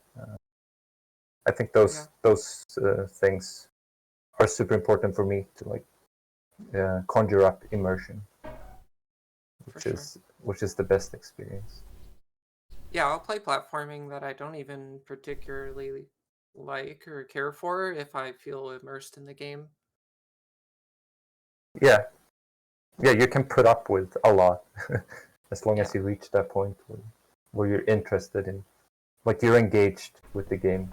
You're trying to do something like you're setting your own goals. Like you're really interested in, getting to somewhere in the game or whatever. Yeah, if you can get to the point in the game where it gives you that drive to actually finish completely, and you know it's going to be like fulfilling and really satisfactory once you beat it, then that makes for a much better game, Mm-hmm. and it gives it a higher rating, in my opinion. Yeah. It's funny how you guys mentioned immersion as like a driving force to finish otherwise bad games. Like, not to pick a non-Fangame example, but they made a series of Spider-Man games for the PS4. The original I was a big fan of, and then they came out with like a 1.5 sequel, where it was like a weird transition game to the PS5 that wasn't a full game, but they had to price it as a full game. And like, I was really immersed because it was the same environment as like the first game that I loved, but like I could see behind like all the technical stuff that was wrong, and I pushed through. I'll admit at the end I wasn't exactly satisfied, so maybe not the right call to push through.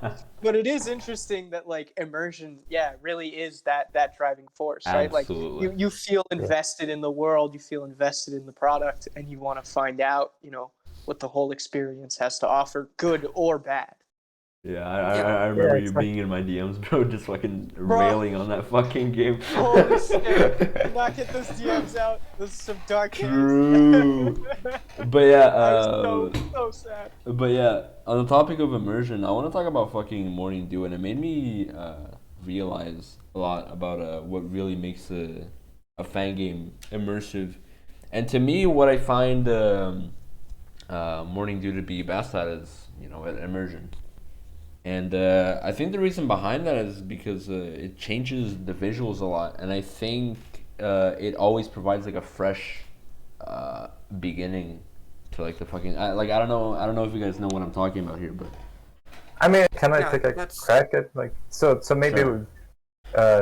it's just that because the visuals keep changing and the gimmicks keep changing, like every room is different.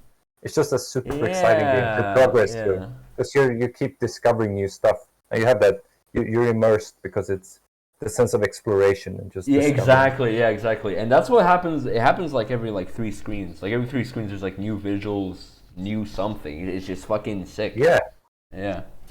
That's a big thing, is having variety in your games. Absolutely. But still making it feel cohesive at the same time. Like, I don't think I've made a single stage that's more than like 5 rooms. Exactly. I think in the like term almost any of my for games, that, you just need to change the visuals, change the music, and keep the player engaged. Really. Yeah, boss. I think I was just gonna say, like, the term that you guys were bringing up, I think for Morning Dew is novelty, right? Keeping the experience, the action novel, right? Always having new things, but then within that, right, still providing a cohesive package, and that's impressive to be able to do. Absolutely, yeah. Especially in Morning Dew. I think Not Under Needle Contest 2 did that a lot for me.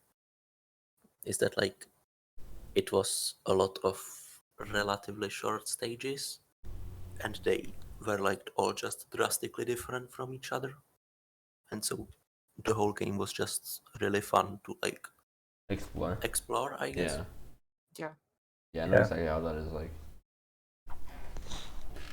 But yeah, no, I feel like it's something that is not that well explored in the Fangame community, honestly.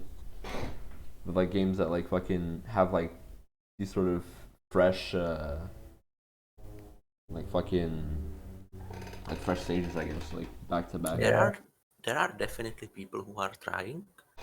Yeah. But finishing games is hard. But I also gotta say though, on the other hand, you can do too much. Like, if every single screen is different, it almost feels like you're just playing I Wanna Maker screens and you're not playing a cohesive game. Yeah, Like, if you're Like, if you're you doing gotta new find the visuals, balance. Yeah. yeah, new visuals, new music, new gimmicks on like every screen. I'm just, am I playing a game or am I just like playing screens? You know? Yeah, I see. It depends on what it is, but yeah, I mean, I think the new Gizzard was kind of like that, but that was also That still felt that cohesive though. was yeah, it's like sort of cohesive, I think, and it wasn't like shooting for, or it wasn't trying to be like a big adventure either. Yeah. Like it was Yeah. trying to be more like a sort of WarioWare type. Yeah, like it seemed like an experimental thing where Yeah, I you was just gonna wanted to say try that, a yeah. bunch of new things. I feel like Yeah. Burn Mind would pretty much fit that definition exactly, where like it's intentionally just very chaotic and Yeah, like it looks very experimental as well. Like those even fighting the Some games. people- randomized Some order of people the can stages make that means that work. they're not really connected. Like I love Burn Mine. I think, and I agree with what you say, but I think that's to the game's benefit. Wonderful was talking about how you can do it too much, and I'm not sure whether that is like doing it too much or doing it badly. Like Yeah, I mean, you you don't mean in Burn Mine, right? yeah, Well, like Burn Mind changes like rapidly, but it keeps it together somehow. I think it's also partly that, like, I don't know, the chaos kind of keeps a similar theme, even though I don't know. But I think that game is just like you say, it's chaotic. It's sort of almost like psychedelic in a way. yeah, the whole theme is chaotic and psychedelic, and it feels like the stages are from the same game.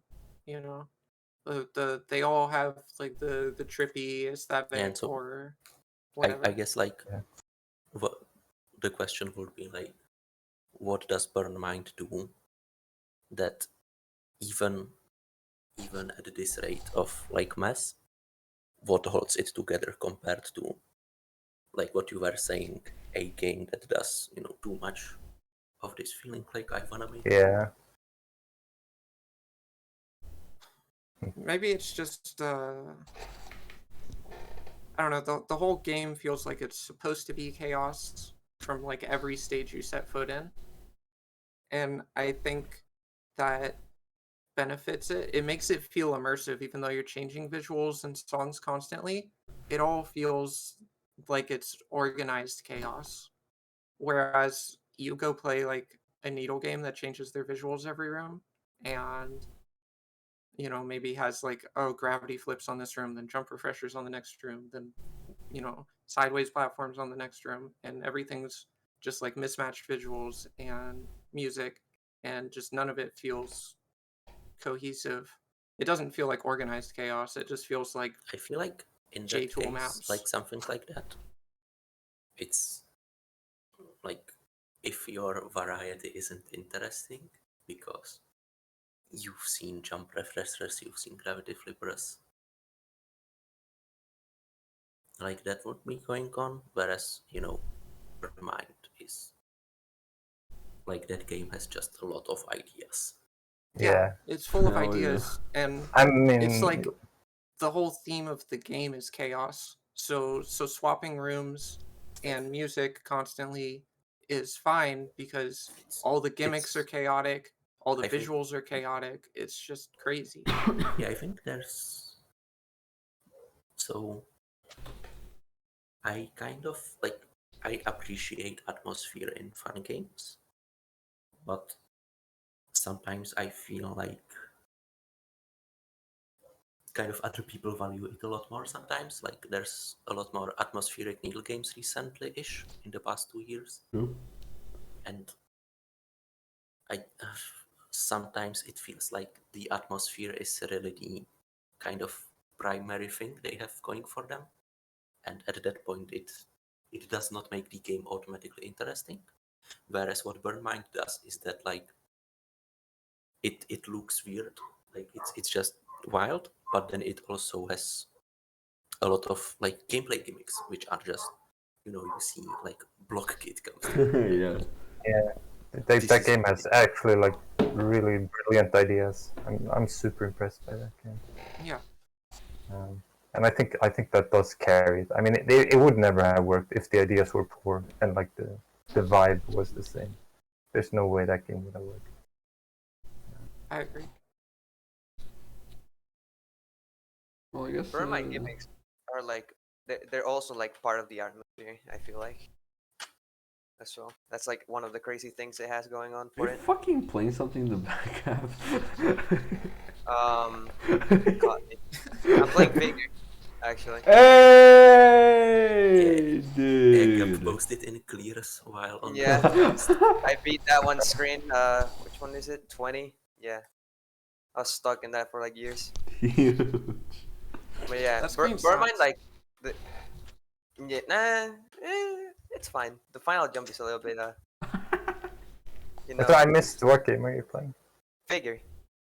Ah, okay. Like yeah, but this happened like 1 trillion times during playthrough.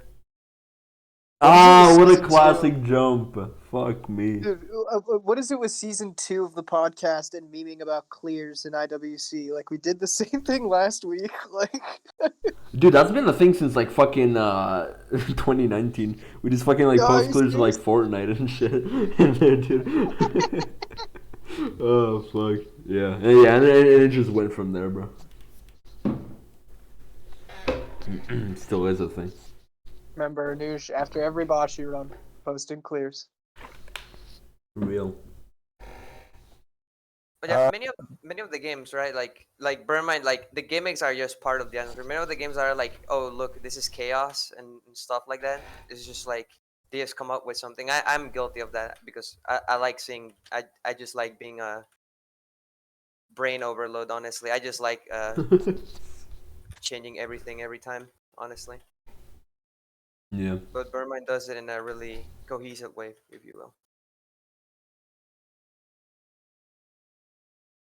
Father Pucci asked, what's the deal with using alts to upload games?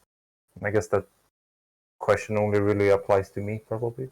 Yeah, sure. I've done it with a few games, but I've only actually mentioned one of them. Oh, so they're like unknown? Some of them. Huh, okay. But like recently, everybody started playing IWMA. Like several people have cleared that in the last week, and it's just a needle game, and it was just like the first thing I had released in like a year, and I think part of it is you want to see people's reaction before they know it's you, and see if they still like it without the bias of already liking your other games. Yeah, that's what it is for me, or for the most part. And it's also like, I guess that I don't really like putting my name on. Like it's a way for me to distinguish between like a really serious project, like a CN game, and something that I just had like a throwaway idea that I. Oh yeah, that I definitely agree with. Yeah, I have done that with a. I don't even know if people fucking know that I've released an avoidance game. I've done that this year, but to another, to my name, but you know, the Nader 2 with the number in it, so that isn't Wait, coupled you with like the released an fucking avoidance? Neon game. Yeah, with RD. You were there for that. Okay. Oh, the RD one. Okay. Yeah. Yeah. Okay. Yeah, But yeah, you quote unquote released an avoidance. Yeah, I put it on my other, you know, my the Nader 2, but you know, it's the fucking number, so that if you search my name on Delphi, it doesn't show up with it, because you know, people are there for the fucking needle. They don't want the fucking avoidance, like that sort of shit for me. You imagine trying to download Neon and instead you're greeted with an RD avoidance? Yeah, dog shit. It is what it is, though. I just don't have the time to make a game for an alt account right now. But there is something, and I think about it. Yeah. That's something that I've recently got into, just fucking exploring Game Maker, see what the fuck you can do with it. And it's a really fun experience. It's really fun, for sure. Yeah, it's good to get in a mindset where you're sort of, I guess, liberated. You feel like, or Yeah. you sort of realize that you're allowed to put anything you want in your game. Exactly. Yeah. That's the best shit about game making. You just find Yeah. out new shit and you just explore with it, and whatever happens, happens. Or actually, no, you get your idea and then you'll be like, oh, dude, I know how to fucking make this. It's like, alright, dude. Easy. It just feels really nice. Alright. How about next topic? We will talk about yeah, sure. Since I guess we're talking about like, recent Needle games. Why don't we talk about the Needle meta nowadays? If you guys even know what the Needle meta is. What is the meta? Not really. I don't know. I'm gonna be real. I don't know either. Good question, mate. Next topic. I'm let's sure keep you rolling. bitches know though. I'm sure you bitches know. Well, I guess it's kind of like the complaints Flavia had, right? Where it's like he thinks everything is just vine, water, tree, jump, refresher combinations. I guess. But people do that. Yeah, like in like I fucking think- J-Tool and shit like that. I It's think like that was pretty classic. prominent. I think it was even more prominent before I Want to Maker came out, like the year leading up to I Want to Maker. Yeah. And I feel That was CN2. Like that started with CN2. I think. Like, I people also started agree with using that. Yeah. Divine Yeah, platform like it water existed combo. before that, but it became much more popular after season Yeah. 2. Yeah, I think that style is a little boring at this point. Yeah, it's a bit dated. I don't actually know what's in right now. Well, if you go and take a look at the IWC, like majority of the people are, they enjoy their hard needle games, like fucking lap around and fucking fly the far away sort of shit. I honestly don't know what the needle meta is right now, but that's majority of the time what I see whenever I go there. So. I think Fly the Far Away meta is good when done properly. I think Fly the Far Away is a good game. I think a lot of the games that are calling themselves Fly the Far Away, like FTFA likes, they don't capture the same essence. They don't. It's not the same. They just make a hard one save screen, and they're like, this is an FTFA Yeah. and it doesn't feel like that at all, and it just plays horribly. I'd say it's hard as fuck to replicate what Fly the Far Away has done. Honestly, it's really hard There to are make some jumps like people who that. have done that, but Yeah. I'd say it's very few. Who would you say has done it successfully? If there I exists any. can't remember at the Lap moment. around. I've never seen that game honestly. Like I've heard it a million times, but I don't know how it plays. I mean, Hido made that game. Maybe that was good. I don't know. I'm not that impressed by Fly the Far Away. I'm sorry. I think that is like a good example of like the Crafts point that I brought up earlier, where it's like if you have a Yeah. needle game and you get invested in the saves, like you're gonna have a good time with it, like regardless of the design, as long as it's not annoying.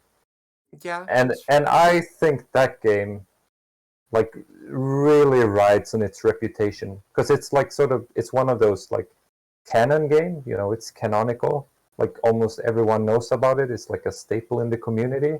Right. So people are willing to give it a lot of time, and when they give it a lot of time, well, they get invested in it and they have a good time with it. But I think that has less to do with the design of the game, and more to do with just the game's reputation and like the sort of the mechanisms of that type of those long hard saves. Yeah. So that is my take. That is my take on that game. It's a good take. Yeah, that's fair. Oh, I do want to add though, that game for its time, absolutely like pretty unique.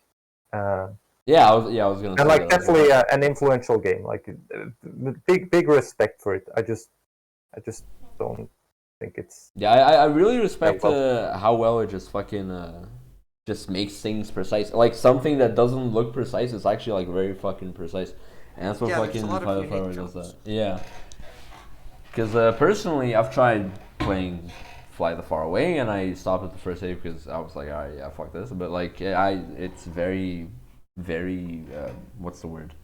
There's a lot of respect that comes out from I it, think honestly. it did a really good job of mixing generic jumps with unique jumps in what is very difficult saves, but not unfair. Yeah, just the way that game starts, like the very first jump. That's an ass jump, dude. Like, it's That's like my an ass least jump. favorite type of. But yeah, I mean. Yeah, but you 8 sort of frame like and you really- fucking full jump, man. It's like, alright, man. Like, fuck that. Yeah. But, yeah, but to me, when a game just gets to the point where like I have to fucking J-tool the frame heights or whatever the fuck, that's just alright. Yeah, I'm fucking out of here, dude. Fuck that. Yeah. Yeah, I'm not into that. I like intuitive Fangame. Yeah. Yeah, I don't know shit about the Needleman. I think there's other shit that people are making nowadays. I guess like I don't fucking know. Wait, what do you think the best game so far to come out this year is? That's a good question. There's a lot of fucking the- good games that came out The this guests are coming up with better questions than us, dude. We really need to do a better job. year. Like Fuck. apparently the new random chaos game apparently ours new favorite or something. Really? I'm excited. Yeah. Wait, he tested What's it? it called?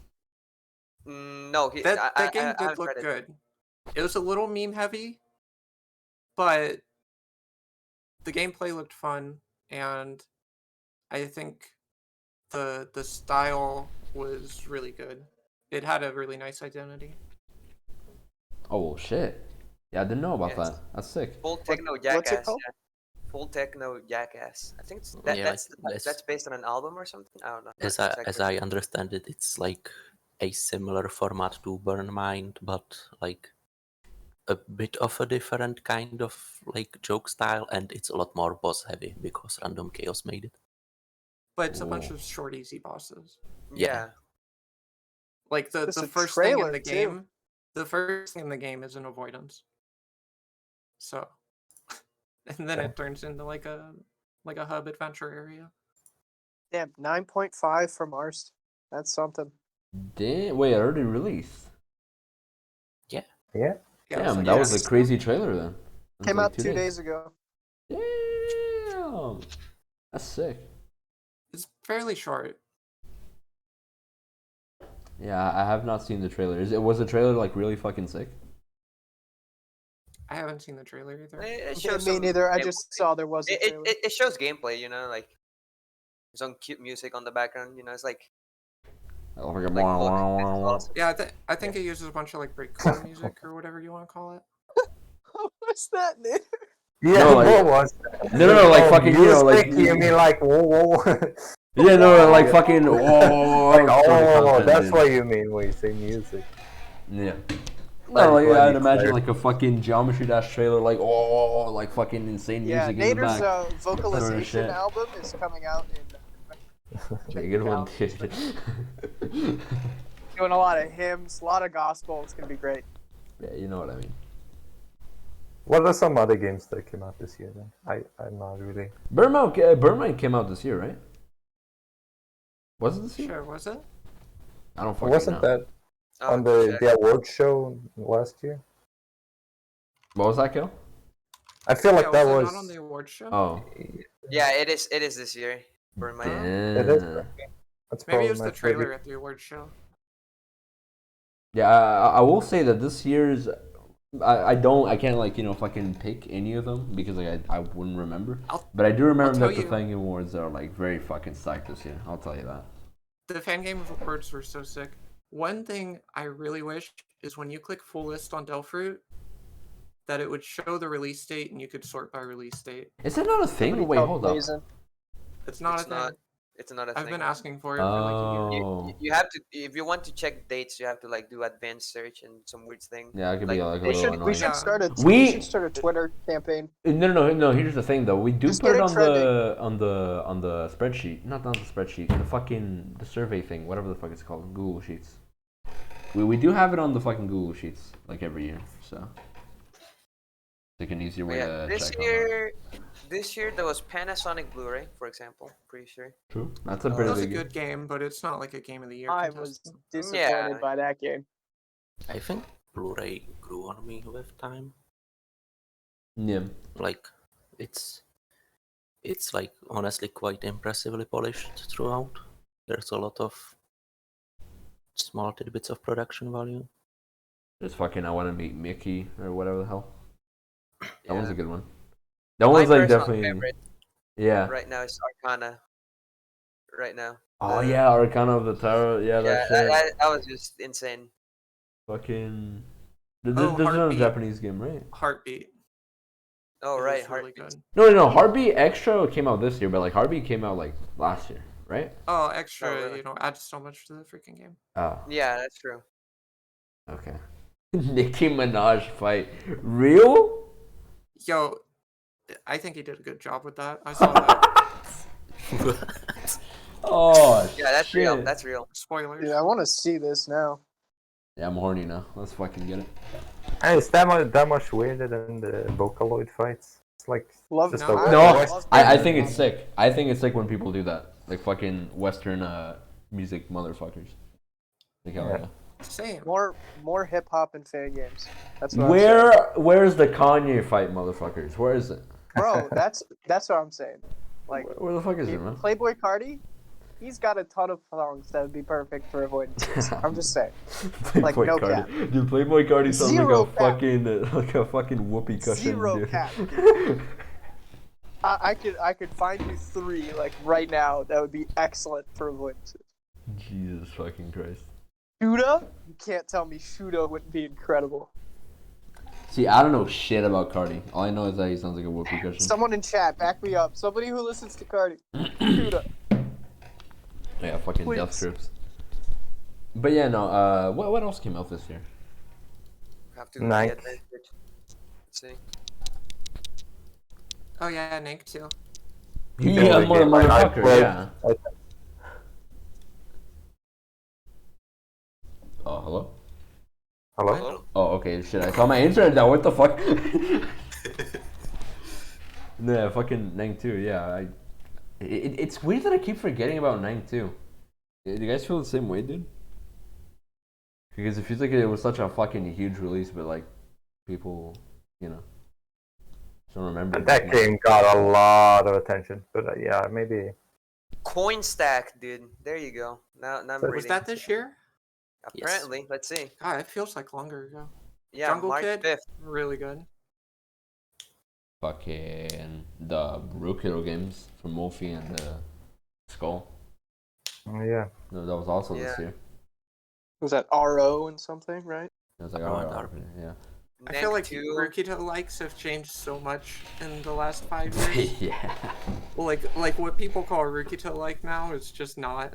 It's just It's not just Rookido, yeah. Yeah, that's- Last podcast we At talked this about point, that same is- thing. That's generally accepted nowadays that Rukito likes are not Rukito likes. I mean, they have never been, but I really think Wolf's game, like the way with the triggers, I thought that was a really fresh idea that I think. Yeah, they're good games. They're good games. Don't get Yeah, me I wrong. gotta see that. They're just not. Having the Rukito like tag just seems incorrect.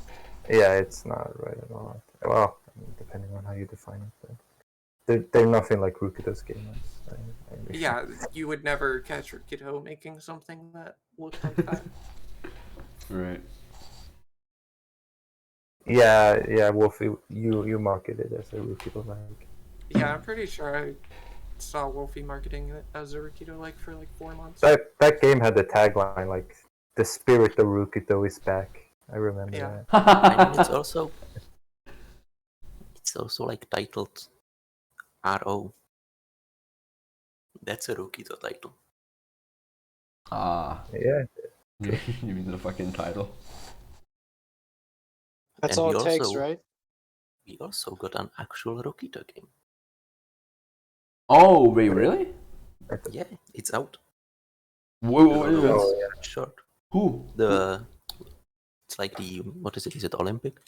I don't remember which is which at this point. Oh, it's an Olympic game. Damn. that's kind of sick. Is it Olympic or is it the other one? Dungeon shit ass. Maybe dungeon. Are we shit ass. supposed to be getting those dungeon games before the end of the year? Like all those games Zero made?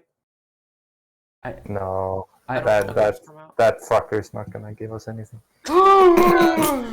Oh my god! But supposedly this time he learned his lesson. He's gonna release them. I guess that's Yeah, the I heard promise. that he was going to. At Oh, least yeah, the ones okay. he made. At least the I ones he heard made. somebody saying he was going to put them all into one game file. Oh, it wasn't. There's a Magic Tower game in that, isn't there? I got so horny when I heard that. Oh my god. I got so horny, dude. Yeah, we've seen previews from that. It looks pretty fucking. I mean, it's a Magic Tower game. Nell played it, right? Nell played it? I don't know if he did or not. Yeah. He did. He did. Oh, the fucking. Nal played it. Cosmo played it. Oh, There's oh yeah. my god. Yeah, I'm going spoiler free for that shit. Man. yeah. It looks pretty good actually. Yeah. Really The fucking Magic nice. Tower format has, it has incredible potential, but But nobody fucking makes the them. moment- the Poggers. moment you set out to make a Magic Tower game, you automatically just set off for 200 hours of extra work. Yeah. Or you set yourself up for 2 years of procrastination. Yeah. Yeah. There's been a few people that have told me that they're working on a Magic Tower game, and that was fucking years ago. So. Yeah. It's I just wanted such to a make one, massive but- undertaking. That was before I knew how to actually be productive. Well, there you fucking I'm have it. excited for Art's tournament at the end of the year. He hasn't said a Yeah. date yet or anything, but I think he wants to run it before the end of the year. Absolutely, yeah. Oh fuck. That's cool. Yeah, before fucking right after Fangame Marathon, he said that it was gonna be October, but I don't think that's happening in October. No, it's definitely not October. Yeah, Maybe late October. I don't know. Ours has fucking told us many different things, I guess. It's looking more Yeah. like November or December from what I've seen. Yeah, that's gonna be really fucking sick, like a Western tournament like that. Hell Yeah, have we dude. had anything like that? If we Solus have- tournament? Solus Yeah. tournament. Okay. Yeah. I Yeah. guess. And that was pretty fucking sick. I really Yeah, that enjoyed was that. great. I wish I was there for that. I thought you did play Solus. Well, Blessed, no, I fucking played it, but it was after a tournament. Oh yeah. Yeah. They had the tournament where it's fucking 20 people and they had 2 hours. 2 hours or some shit? They got a PB or the farthest PB or whatever. Fucking sick. Yeah. It took me an hour to get past the first gate. Yeah. Well. It Yeah, is what bus it is. stop. It's hard as fuck. Alright. Well, we've passed the 2 hour point of the podcast. So I don't know if you guys feel like wrapping up. We could. There's still the Boshi topic that we kind of grazed on, but we segue off. I think we've spoken enough about Bashi. Nah, Anuj will kill me if I don't fucking talk about it. All right, give me one more. Yeah, Boshi. why not? All right. Let me pick the best one here. Hold up. No, pick the worst one. Make him mauled. Shut up. Pick the dumbest question he asked. There are no questions too dumb. I had to answer. Wait, what was that question again? Fuck, I don't even remember. Back when I streamed, I had to answer the same questions every day 10 times. Yeah. I did, to me that was never really a problem, but yeah, no question you bring. Okay. How about this? If you were to speedrun something like Boshi, would you do it again? Speedrun something as Boshi, I guess, or like Boshi. No, that is a definite no. Definite And no. for the same reason that I mentioned before, I don't want to keep chasing the same thrills. The speedrunning Boshi was incredible. It was a super good time. I met a lot of people through it. I knew a lot of people really enjoyed watching me. It felt like I was doing something meaningful. And sort of the ecstasy of getting a good PB in that game is like unmatched. It feels incredible. But I would never like want to invest time into something like that again. Right. Speedrunning Quick, is quick follow up then.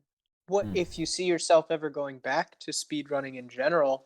What kind of game do you see yourself possibly speedrunning? Crimson. Yeah, I was gonna say I was that, about to Let's ask, go. when are we getting the next Crimson speedrun Well, stream? the thing is, like, when I got my PB in that game, which was the summer of 2019, I really felt like, oh, this was the run. Like, this was so far ahead of what I could have imagined Sure. myself getting.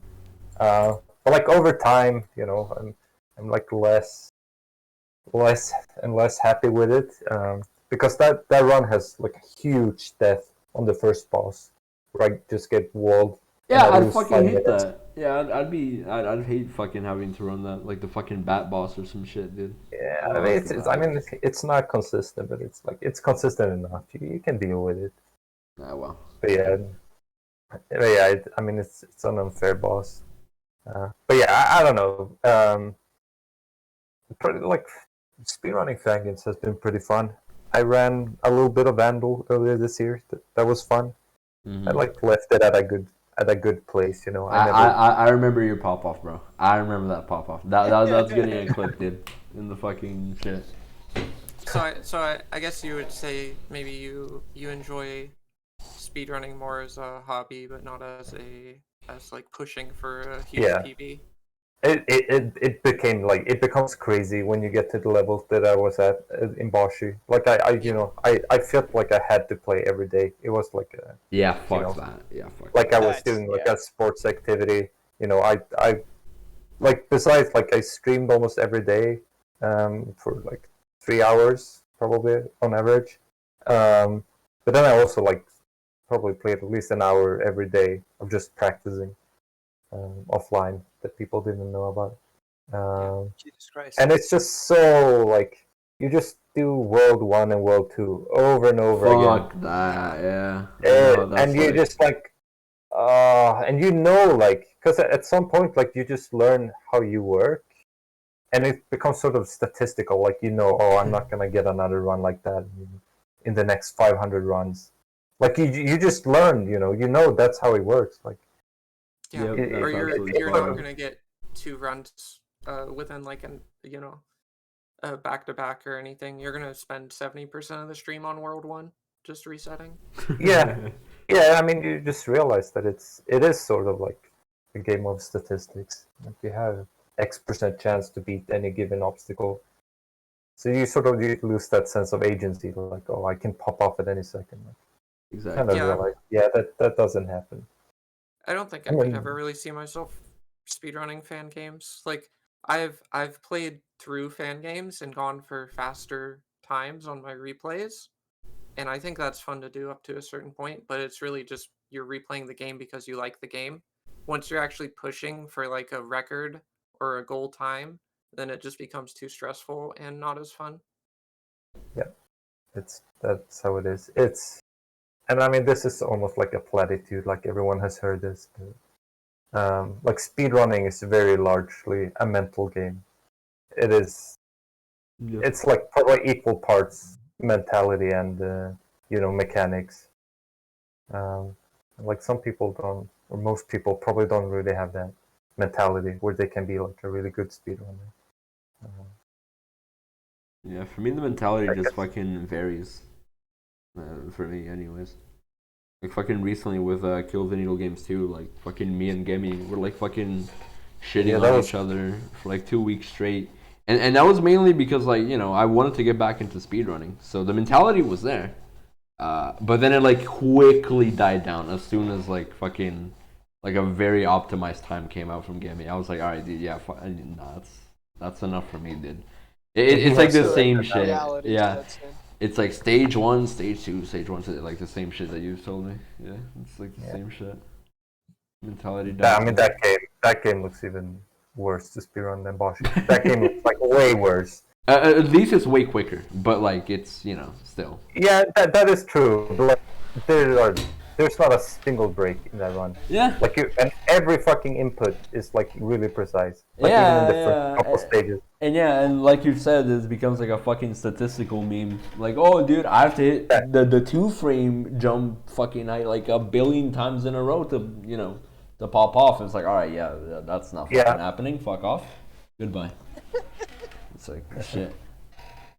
Exactly how that feels. Yeah, and then in a game like that, you get stuck somewhere. Like, because in Boshi, you don't. Anything is a tilter. You don't get stuck. Yeah, like any jump can just like fuck you over, and you'll start, getting into your own head. Yeah, it's fucking mental block, and it's just fucking go next. Yep. Ah, fuck. Yeah. Ugh. I sort of enjoyed watching those, but they're super stressful to watch too. I went to fucking do offline speedruns. I've never done that before actually until that game. Because I thought that like for the viewer experience it'd be like, just watching the first 2 fucking stages over and over and over again. And I'd assume it'd be like just boring as fuck. So I was like, you know what? People just tune in when they see green splits. Exactly. That is how it works. Yeah, that's what. Yeah. I mean, that's a good viewer experience in my opinion. Like I like streams like that. I would never watch any stream sort of actively. I always, go in. Right. Drop some zinger in chat, say something annoying, then tap out, play some Rocket League. Fucking classic, dude. Yeah, that's just how it is. That's what I do all the time, and I always think to myself like, do I linger a little too long, and then it's like, will the streamer think that I'm staying, and will they like trail off with like, oh, by the way, how are you? And like I've already dipped, Oh yeah. Fuck you, dude. I hate that shit so hard. That's my fear, dude. I feel so bad. I always imagine it as like I'm pulling this shit on every single stream. I do that on, and I'm like, why? Fuck. Yeah, that is so. I think everyone has that issue. Like you never wanna commit to anything. I think I kind of go like back in and out of watching streams. Like I usually have people that I like watch regularly.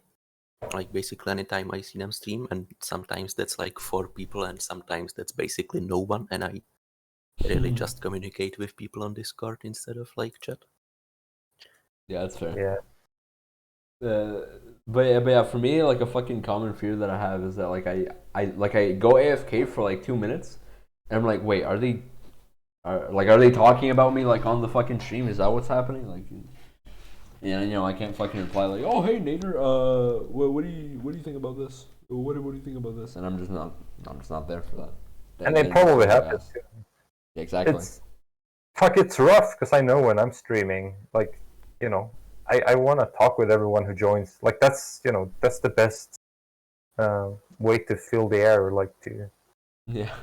I don't just want to talk about the game like that. That's really boring. Usually. Yeah, talking about the game, especially if you're like stuck on a save for 10 minutes or something. Yeah. Oh yeah, I know. Then you're just grasping at straws at that point. Yeah. So how can I not do? Yeah. Oh, that jump is so easy. Oh. Yeah, how many times do you say, "Oh my god, this jump"? That's why we love Anuj, dude. That's why we love Anuj. I said it. I fucking said it. He is an incredibly talented streamer. Not I a lot agree. of people. I 1,000,000% agree. Yeah, very talented. He just knows how to entertain. It's just how it is. Same with Flav. Flav does it well as well. True. Well, Flav just starts talking about anything. And somehow it's like he won't talk about the game or anything. He'll just start talking about random stuff, and I mean it stays entertaining though. Absolutely. And sometimes that's all you need. I mean, you just need to fill the air somehow and still be somewhat charismatic. I remember just chilling in his chat, and like his chat was a little bit slow, but this slow chat's also fun. But anyways, he was like he was stuck on the save for a long time, and then just out of nowhere he just goes like. He just talks about the like World War II history, like out of fucking nowhere. Yeah, exactly. Oh, it's fucking sick. I just love shit like that. Flavia, yeah. Yeah, we're talking about Now is also very good at filling the air. I've come into Now's stream, and I've sat there for like 5 minutes with nobody in chat, and the entire time Now is talking, it almost sounds like he's talking to somebody in chat. I know. Like, he's so good at making it sound like a conversation. Whatever he's saying, you would think somebody's talking to him, but he didn't like, even when nobody is. It's ridiculous. I don't know how he does it. Yeah.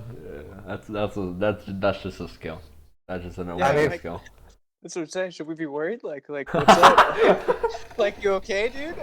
I was gonna say, like, for now, it's like almost a sickness. Like, he cannot stop talking. Oh my goodness. He knows. He's a good sport about it when I. Yeah, we love you now. Yeah, It's good we do. entertainment, though. You don't want to walk into a stream and see a streamer sitting there, and he doesn't say anything for 90 seconds. You know, that's just not. You're just gonna leave. RD. Oh my god, he doesn't stream. You've ever Come on, seen man. his Soundvoltex streams? Come on, man. He can't fucking speak. But yeah, that's a fucking. I just love streams like that. You just fucking talk about random shit, dude. Just get into the groove. I fucking love that. I'm really thrilled that there are new people in the community that have like personality and that are outgoing. Because Yeah, I feel like it's been a while since we got a new wave of streamers. Like, there's been plenty of waves of viewers and fresh blood in the community, but like really entertaining streamers, it's been a while since we had a new wave like this. yeah, no offense to anyone, Personalities. but a lot of you It's are like- boring. Yeah, no offense. You're I mean, down. it's fucking hard not to be boring, you know. Yeah. Yeah. I'm It's boring as hell. Like when I stream, I don't know what to say. Well, people watch you for the gameplay and because you're a legend. Yeah. Well, No. only. Stream isn't boring. It's comfy. You gotta frame it. Oh yeah. Yeah. I mean, not wrong. Not wrong, dude. People that sit and like sip on their coffee. That's my least favorite streamer trope. And they're like they're Oh my sitting and they're like God. acting like they're super comfortable and they're like in their morning gown or something. Yeah, and they're Understand. fucking. Yeah, I don't know. And all they do is just like greet people who join and like, oh hey, what's up, Nader? How are you doing? Thanks for the And they- bits. Oh my Goodbye. god, Yes, thank you. yeah, thank you. And then they like never follow up on anything anyone in chat says. Yeah. Yeah, that's tough. I think that's partly like why I am almost unable to watch like bigger streams, because at Yeah. some point you lose the connection between the streamer and the chat. Oh yeah, And we so we could the go all day streamer about that. has to basically just like go entirely like on their own, talk about stuff. Yeah, And at Yeah. that point, I could be watching a YouTube video. Yeah, I agree. I think a general point where that starts happening is around like 400 viewers from my experience.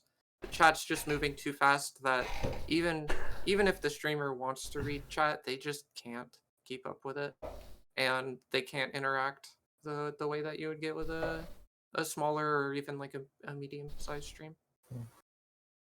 Yeah, I have some first-hand experience of that. But it varies, like how active the chat is. Some people have super active chats at 200 viewers, and Yeah, others don't. I- But I've seen some streams with like 700 viewers and nobody talks in chat for like 3 minutes. I'm like, what? How do you have? What's going on? yeah. Bots. Yeah. These guys are super chill. Holy shit. Yeah, very fucking chill. How? I mean, it's just like about the chat culture, I think. Because I know when I used to run Bashi and I did 100% runs, like my chat was just completely different from any percent.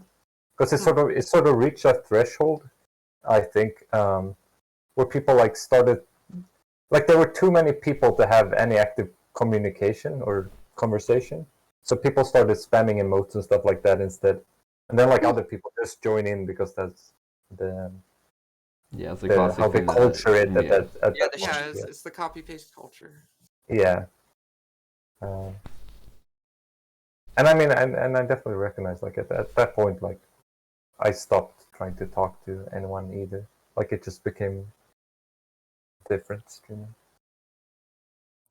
I But guess that's it. why we see all these like conglomerates or like these like content groups now, right? Like once these streamers get big enough, they can't generate content from talking to chat, so you gotta interact with reasonable people somehow, and it might as well be other people with huge audiences. Yeah, you'll see a bunch of big streamers that'll just get in a Discord call with like 5 other big streamers, and that's their content.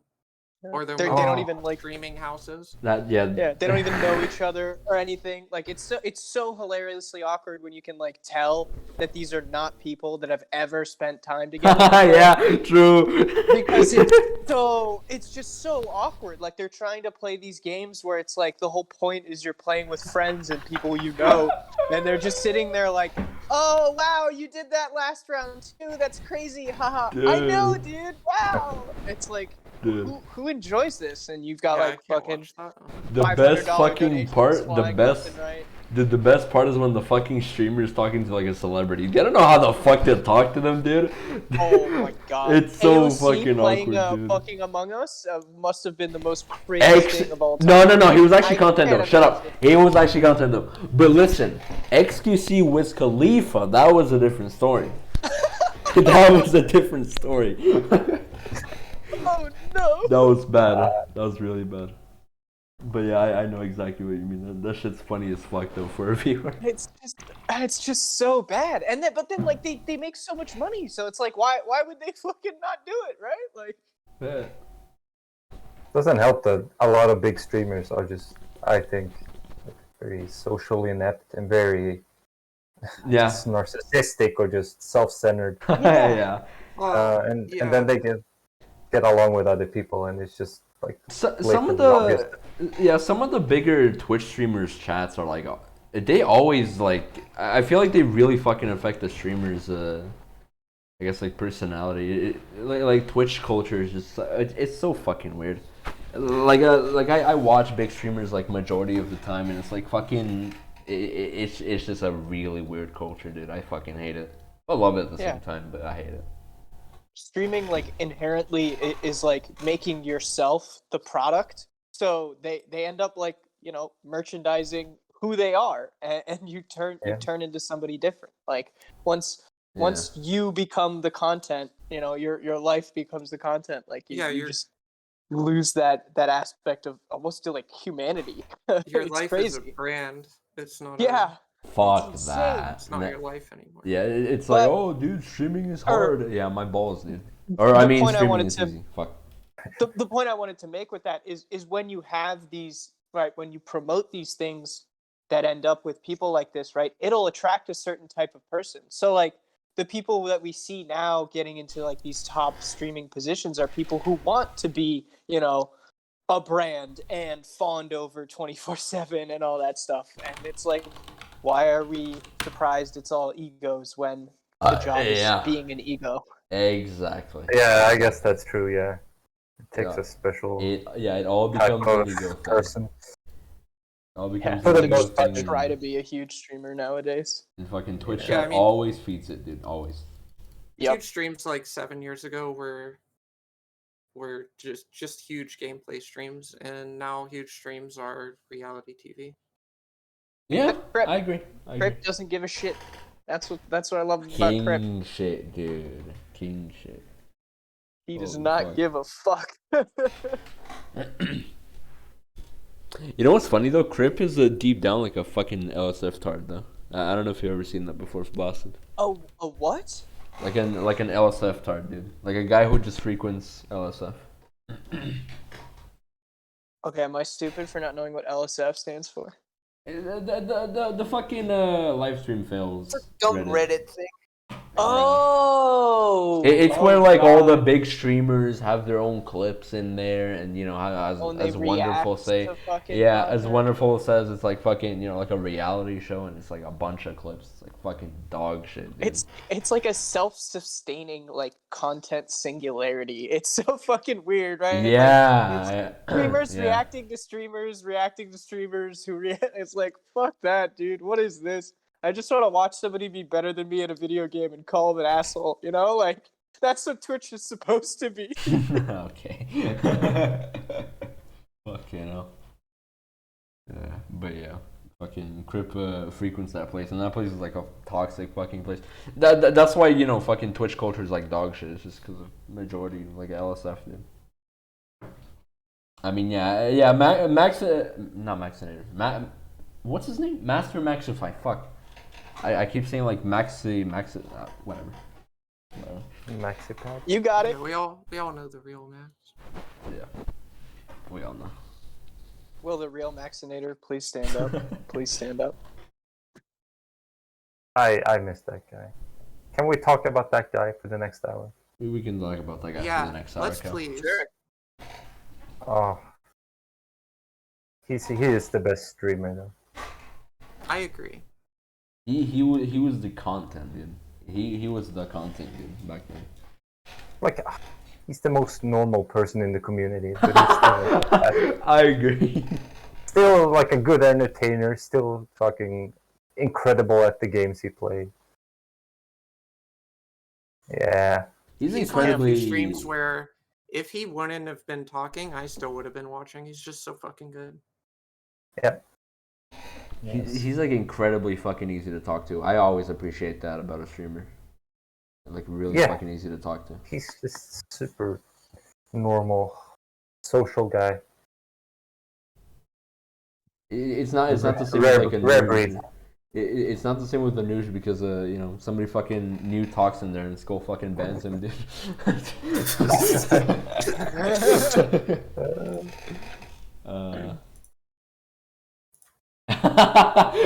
Dude, only I feel like only 5% of people know that though. Where I just tried to act serious for an entire stream and I fucking failed in like 20 minutes. Highlighted. 20? 20 minutes, yeah, 20 minutes. That's it took me. actually, honestly, that's a lot longer. I would have taken. It's on the under YouTube. for It's on 20. YouTube Yeah. if you want to see that, dude. I would If have on definitely YouTube. taken the under. You know how I lost? You know how I lost, dude? I fucking burped. I fucking burped. I did it, dude. I literally just burped and it was just all over, dude. But yeah, fucking Maxinator King. He always accepts everyone, no matter who the fuck it is. It could be Panker, dude. He could be like, and fucking be poggers, dude. Yeah. Again, Nader vocalization album coming out November. Correct. Keep the count. How did that stream go? I don't know, dude. I just thought about it. It just worked. Well, it didn't work, of course. You got to do a second one. Yeah, Try it again. Get a new PB. No, my ass. I'm actually next podcast. Oh my Next fucking podcast, god! Yeah, in your We're all dreams, dude. extremely refined. Yeah, in your dreams. No cursing. Complete sentences. Yeah. I mean, this is as fucking professional as I can get. I'll tell you that. Just organizing. I'm only good at like fucking organizing. I'm not good at fucking the talks, but you guys carry, so hell yeah. I had another fan game related question What's up? for anybody who wants to answer. What genre or type of fan game do you want to see more of in the community right now? Fuck. Adventure. Puzzle. I think that's just. Puzzle's a good answer, actually. There's not a lot of puzzle games.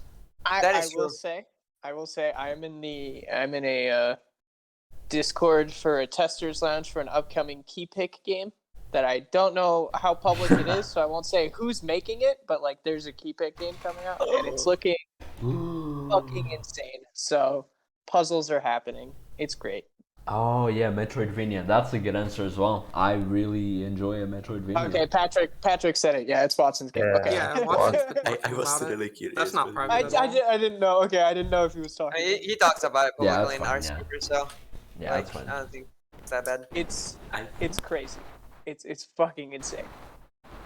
I think it's not a genre, but I would like to see people try to make stories more.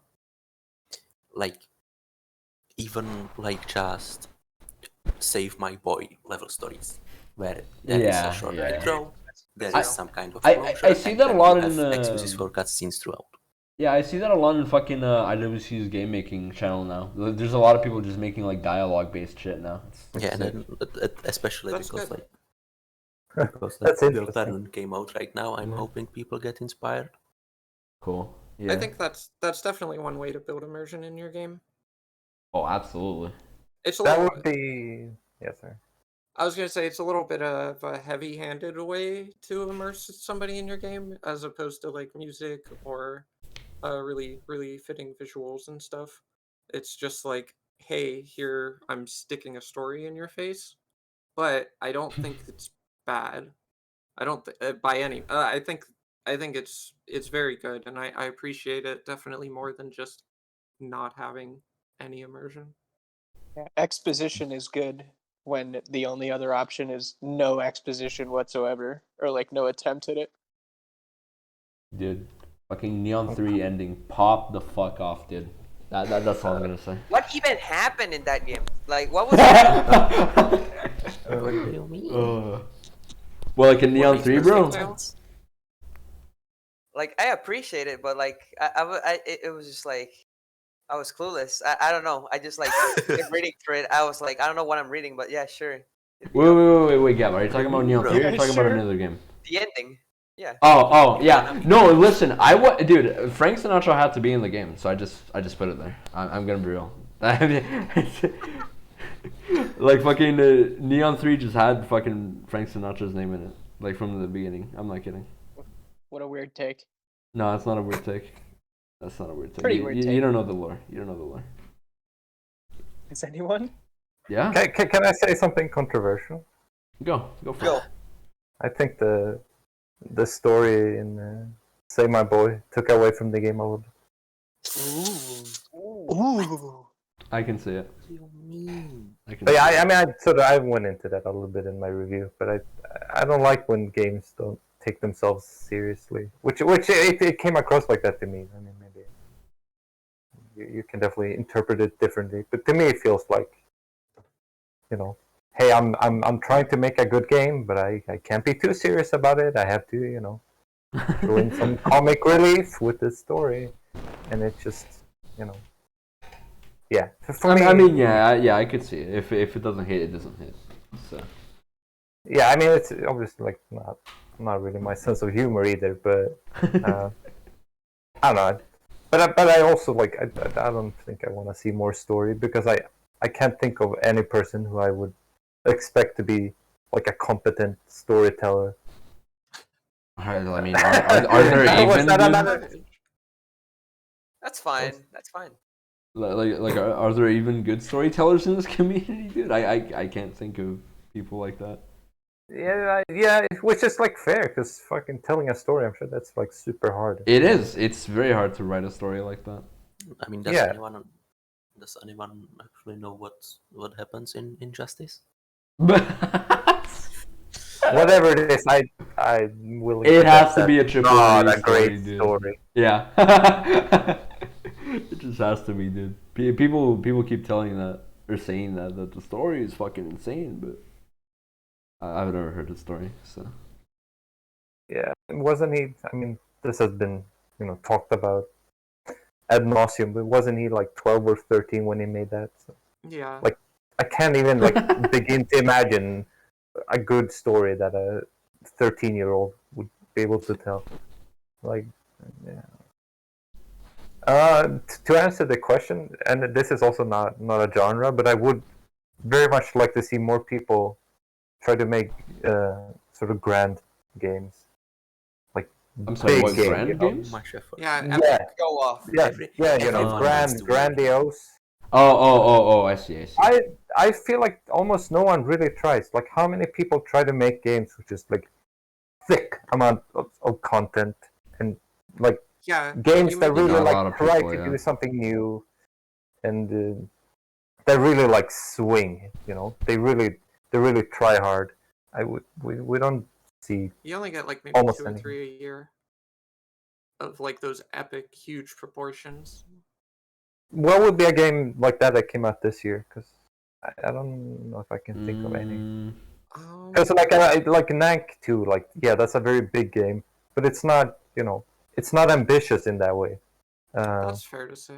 oh, I don't Like it's fucking ambitious know. in other ways. Like that game is so much effort put into it. So I don't want me to You like something like Swan Song, for example? But Sons of Yeah, Blood, yes, Pretty much Swan Song. cancelled, as I That's understand it. yeah, that would be an example, but that game's abandoned, I guess. VP, I don't think. No. I think VP is too small. yeah, it's pretty short. Yeah, it's not only about the length of the game, but just like the general ambition, like someone really trying to do something, you know, Balloons. big. You know, that's Balloons Right, is Balloons definitely. absolutely, Yeah, yeah, Balloons is like the game. yeah. Jungle Kid. I think Jungle could Kid's be. ambitious and interesting, but it's not nearly like big enough to be that epic. Yeah. I think it's. I think it It- achieves the scope. It just has like a non-traditional vibe. Yeah, that might be it. Although like the main game itself isn't actually too long. I don't know. Yeah, I don't know. GBC. Yes, to some extent, but that like okay, it's really hard getting my idea across here. But like when you think of it like a true, like an epic, like in maybe in literature or in movies. Yeah, that's just like a messing around collab, kind of thing. Yeah, because Yeah. like it's a People are big having game, fun, a lot of basically. effort. Yeah, Yeah, but lots it's of not like content, lots of effort. I mean, like if you think like historically, right? You had like I think the original guy would count as that, yeah, I think even so if too. it's like it's judged a lot differently because of its position. And then like Boshi is definitely that. Nank, I feel like it fits, even Yeah, though I think so. Yeah, Yeah. like because it's not. it's super. Like he really tried with that game. Yeah, even without bosses or anything, it's just such a Yeah, like Nank huge is undertaking of work. There's so much to it. considering that it's basically a needle game. It has so much effort in its framing. Yep. And then I think both Camellia 2 and 3.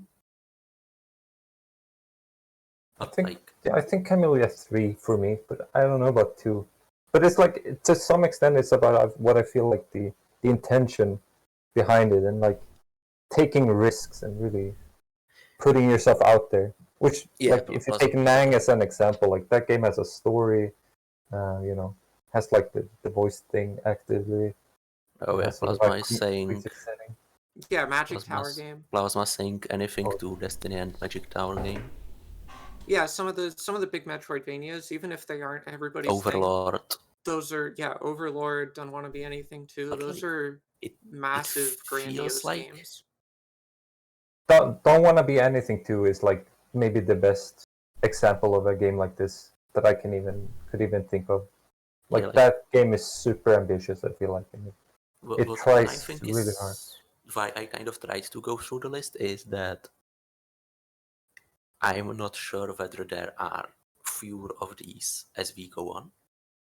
And honestly, I'm pretty certain that as the community grows bigger and there are more games, there are definitely like relatively fewer of these games being made. Do you think? I think it might be fewer in proportion, but actually time-wise, I don't think it's really any different than it's ever been. You still get a couple a year, usually. I think like it depends where you set the bar for. But yeah. Like I even remember when like Find My Destiny came out, and people were like, "Wow, this is the first huge adventure game in like a year." Yeah. I mean, if we take like, Para would always complain. Like since the first day that I found him, every stream you would have the same rant about how it's all needle nowadays. Yeah. No one. He's been saying that since 2013 or whatever. Yep. so some things don't really. Yeah, I don't think it's actually gotten any worse. Yeah. Like things have gotten harder because everybody is better now, but I don't think the proportion of like large games and adventure games and and stuff has gotten particularly worse. Yeah, maybe adventure, maybe a little bit, because I feel there was a like time when like needle sort of didn't exist. Like it wasn't like a prominent thing. yeah, Like people were I- still, trying to imitate. I want to be the guy to some extent. I think for sure that Western adventure games have gotten more rare, but I don't feel like the Eastern community is really slowed down on good adventure games. Yeah, that is a very good point. Yeah, we see with the Fangame dungeon stuff. Yeah, I just feel Like like the all the Western culture has shifted more towards needle and like big gimmick needle games or whatever. Yeah.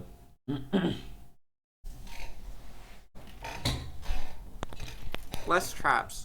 I think the Western community has definitely gone away from, just good old spike traps and stuff like that.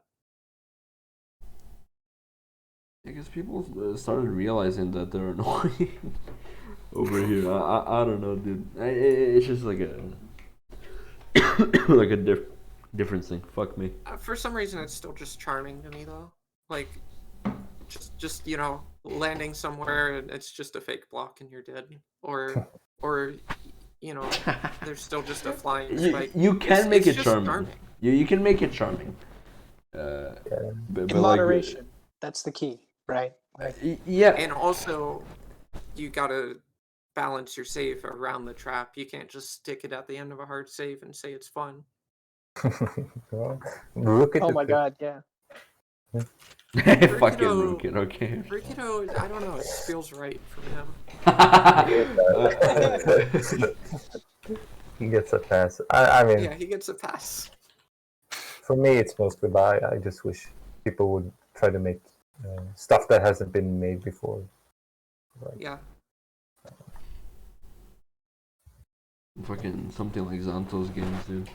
He was fucking meaning to make Don't Want to Be Anything 3, but like he stopped midway, and I was like so sad, but I could get why. I know he had worked on that file a good amount. Yeah. And then he just lost the motivation to play it or to do it. And I guess I could see it. Like that's like majorly the reason as to why people just don't make fucking like how much did fucking CN3 take you to make, Kale? Like you and your team? Like I don't know. I mean I think I started working on it like very shortly after Thank the New Geezer was released. So overall, like I guess it was in production in like a bit over a year, maybe. Like a year and a couple months, maybe.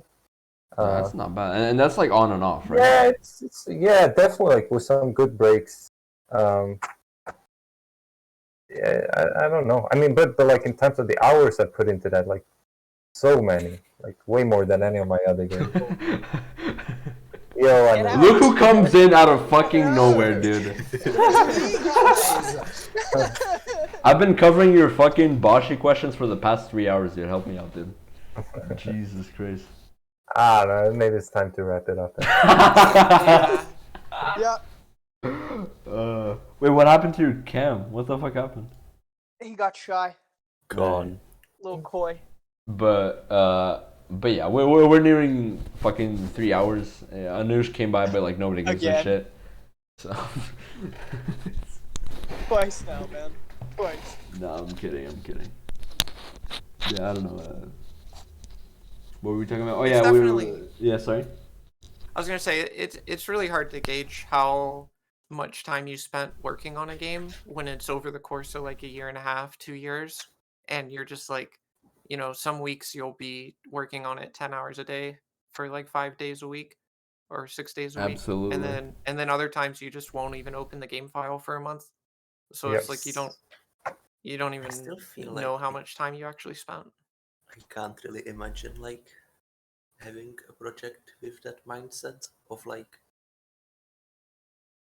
I will take a couple months off and I know that I will come back to this, like working on something on such a big scale. I've done I that guess- with like almost all my big Oof, games. oof. Yeah, for me with CN3, I guess I just knew that like the game was well, the game was just important to me. And Yeah, I felt it like, was meant to be made, like sort of shit. yeah, like it, Destiny. It was destined to be made. necessary. That was how I would put it. Yeah.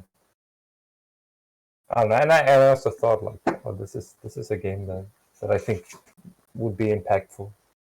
Yeah. Who left? Bye, Anush. Sanoosh.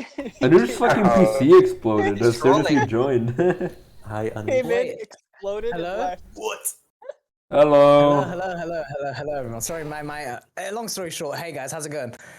Quick, before we end It's this, so loud. before we end everything, Okay. get I'm your here. topics in, please. All right.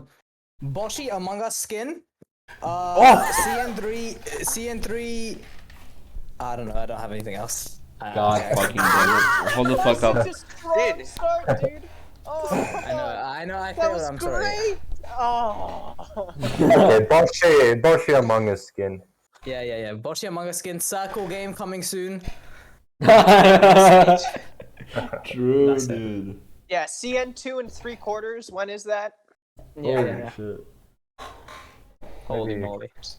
Can you use that title for your game, Anush? Your circle game? All right, I'll do it. A spiritual successor. Sorry, I'm excited. You are. You are. I just got Anush. home. Anush, you missed Yeah? the deadline. Wait, what? Oh, get wait, fucked. Wait, I still have to. Do I have today? No, it was yesterday. Was the Ouch. Oh my god! All right, ruined. rest in peace. Rest in Okay, peace. but actually, are we just done here?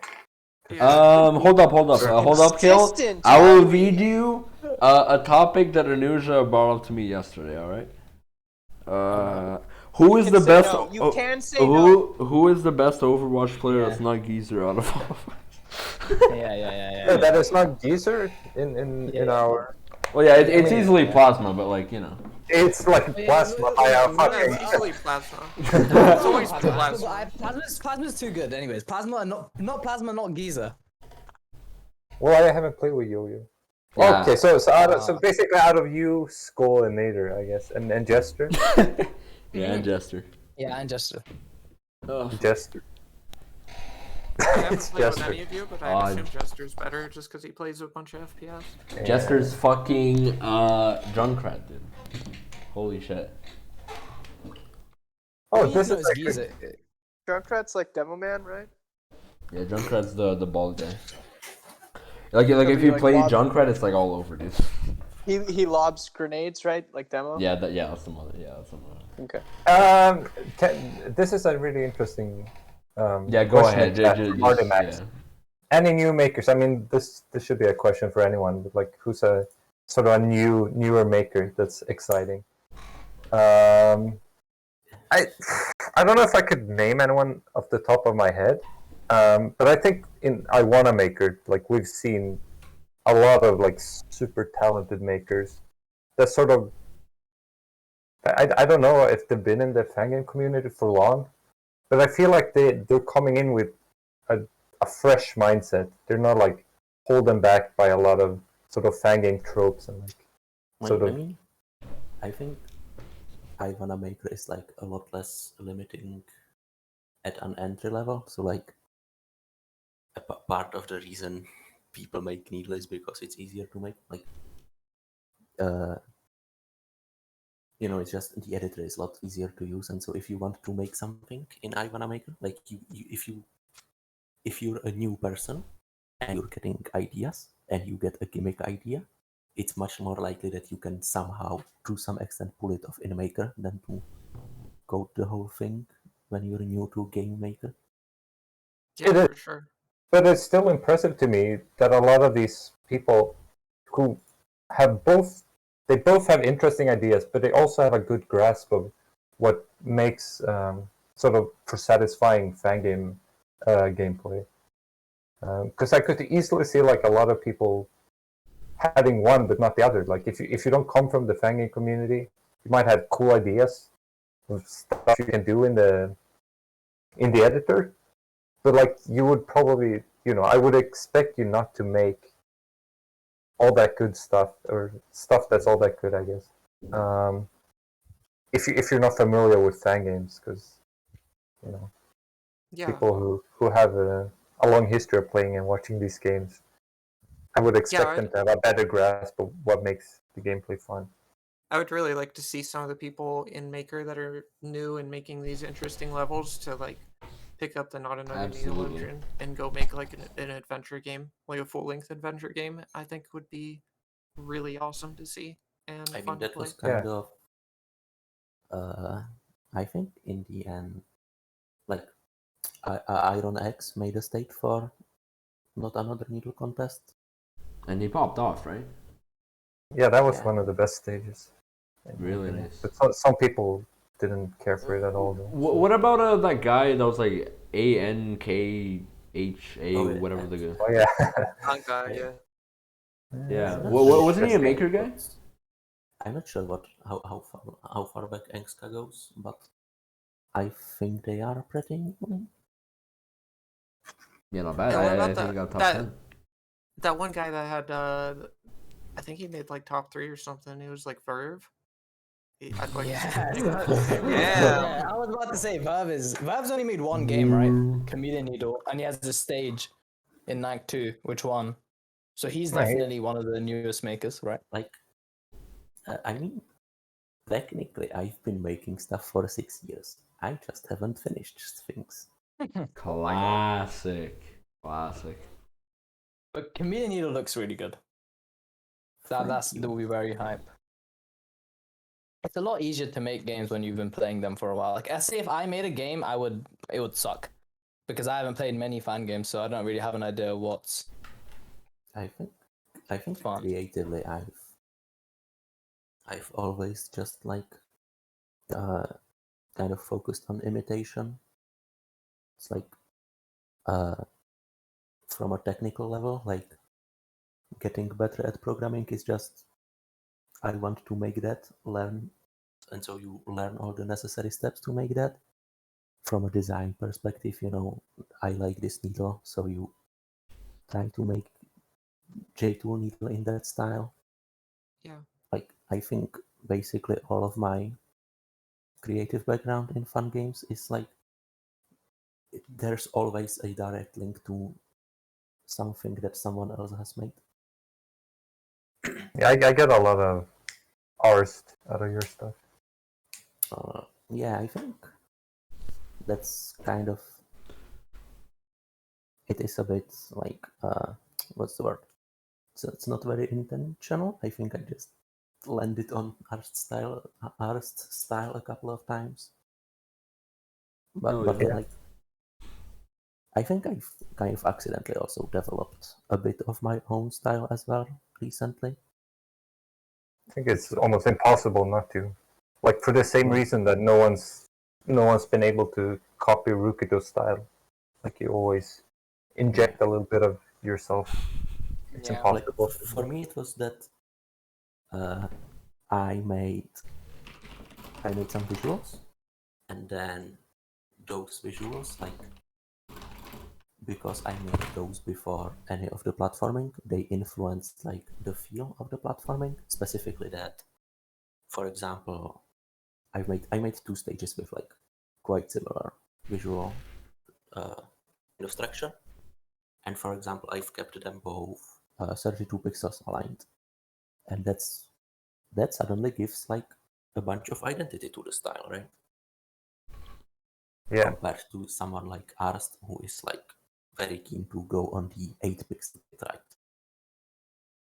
Is I mean, because I feel like maybe with the spike placement, but his block placement tends to be Yeah, block on the placement is 32, probably like which I think gives the most identity. Like the tile layout is the layout, yeah.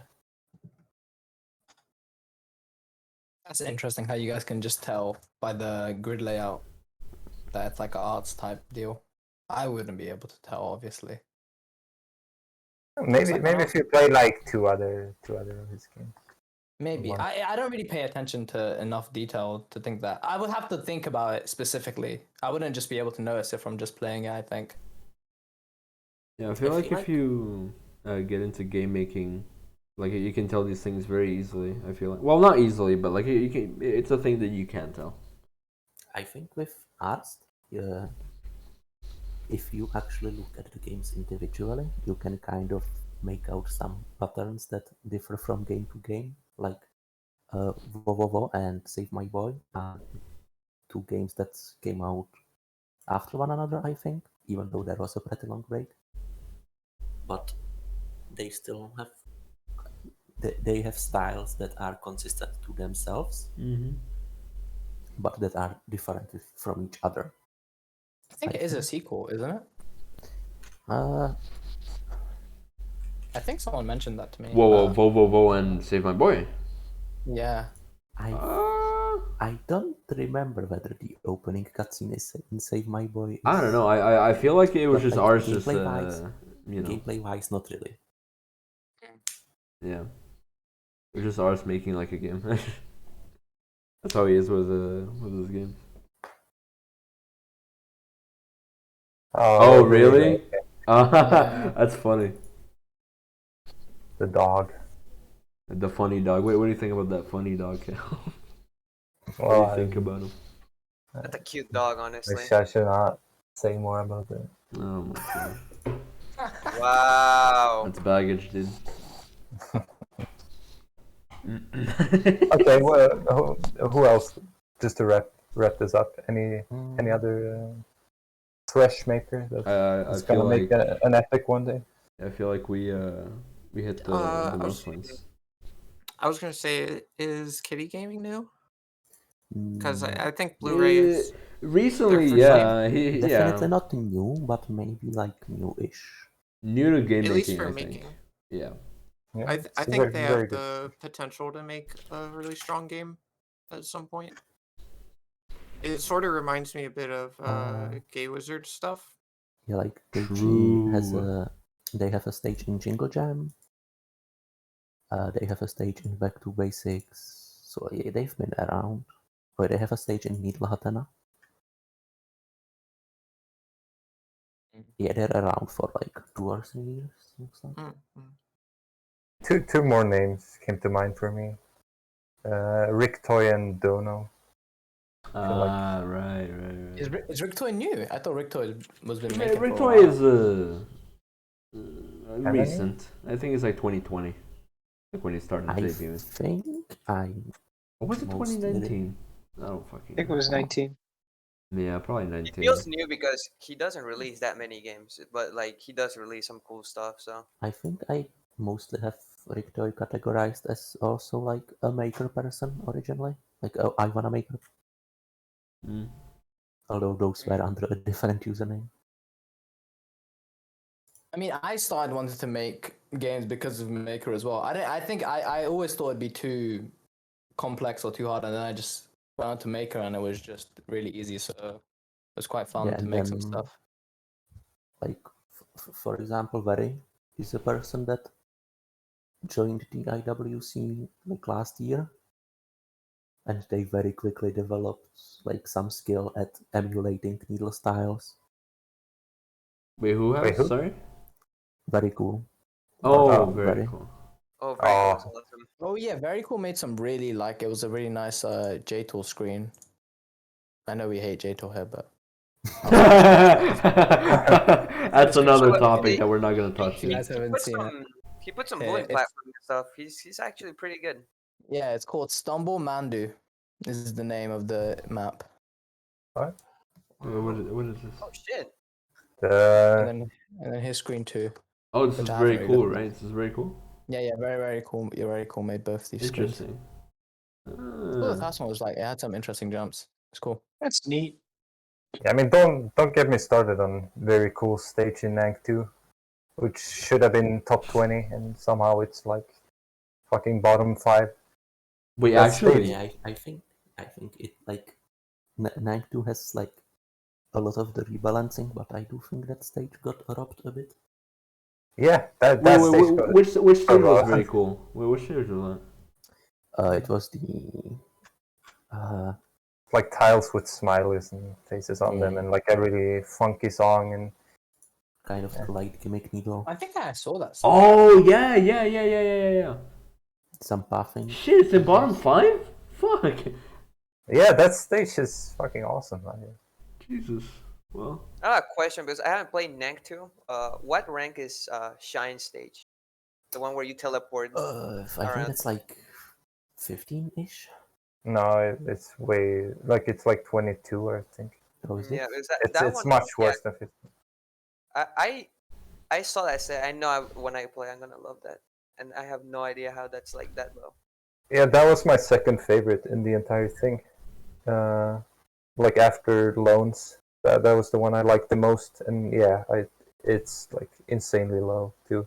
But I heard it's because it was like twice as hard pre-release, and the ratings are based on the unearthed versions and blah blah blah. I guess. So I understand it, but yeah, the current version is really great. all right. Well, is that it for the last topic then? Yeah. Did you even get like upset at the IWC yet? Wait, who are you? What? Those are the ending. Those are the ending thoughts. Oh yeah, true. Ending thoughts on the IWC, starting Just from the throw top. everything out there, man. Everything that's on your chest, Let's go. Kale. The extra Go hour. ahead, Kellen. It's your fucking time to shine. Well, I'm That's not why you're in the here. IWC. I side on it. Is that boring? I mean, I just don't. Like, if you mean the Discord server. If you mean the community in general. I think the community in general. Anything to start drama, just spit it out right now. Yeah. I don't have like. I used to be more resentful towards people, but there's like almost no one I don't like. There is Zero, the Japanese guy, or Chinese maybe. No, yeah, I he's don't know. Japanese. It's Japanese. Okay, I really don't like that guy. But other than that, like I don't have any. That's a can of worms. That is a can of worms that we can't get. We don't have to go into Yeah. that. I think, I mean, in general, like I'm just a little bit too old at this point to really relate to people. It's like I just don't care, but I sort of recognize this. Like a lot of the memes and the culture, it's just not for me anymore. It's for younger people. And that's Yeah, I completely agree. With It that. is what it is. Yeah. I don't know when the Discord started. It felt like it was going downhill or whatever 4 years ago or 5 years ago or something. Like it was just devolving into memes and JTool and people posting their Happle 2 screen 1 clears and shit like that. It was just like at first you cared, and then it was just like, well, this is just what it is. I just don't care anymore, and now I just don't read the Discord anymore. Like, Yeah. Are you sure it has gotten more immature or whatever? Isn't it I don't know. just Maybe it's always us that immature. have aged? Well, like nowadays, if it's like immature. I feel like there's still like some people entering that are immature, but Yeah, I mean, It I is really what just it have a is. laugh every now and then. It's pretty funny. Especially some of Yeah. the JTool screens that some people send. Honestly, I don't think I've opened that Discord besides for an everyone ping in the announcement channel for like the last 5 years. So Not bad. Oh, The I'm game not making really channel one to single-handedly talk about it. carries. Yeah, the Yeah, I like game making game channel is making. actually like, it's actually like smart people talking. No one's trolling in there. Showcase is awesome, personally. Yeah, in recent incidents, game making hasn't had the brightest people, but Oh yeah, no, and Gavin's Right Showcase is really nice too. yeah. Anush, could you share a message that made you laugh in the IW from the IW? Oh yeah, There's no way you're making Kel laugh with any message in IWC. I feel like I'll find it. Don't worry. Just talk about something while I find it. I don't think we're gonna talk about anything. Oh fuck! Wait, I've got a topic. Oh baby. no way. Let's go. Did XQC start streaming? Nader, No, is that no. what you- no rush. No. The let me topic fucking say. is Badlands Chugs the game of the year? Badlands? Magic? What?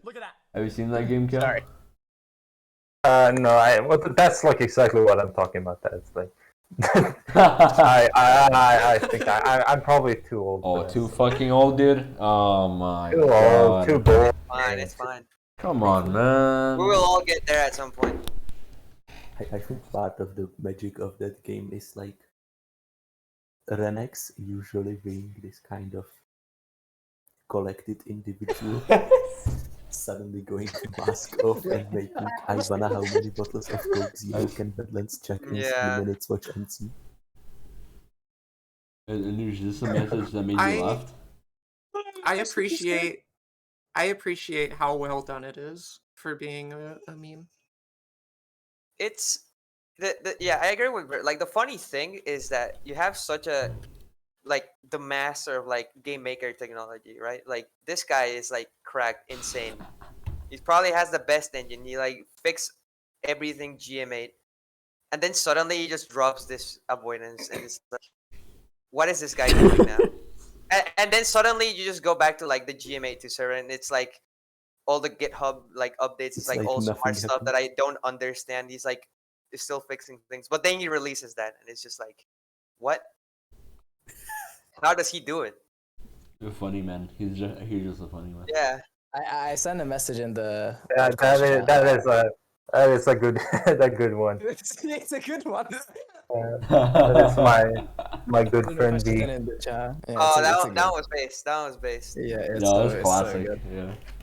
Although I don't know, I can't hate on person. That guy is like a breath of fresh air.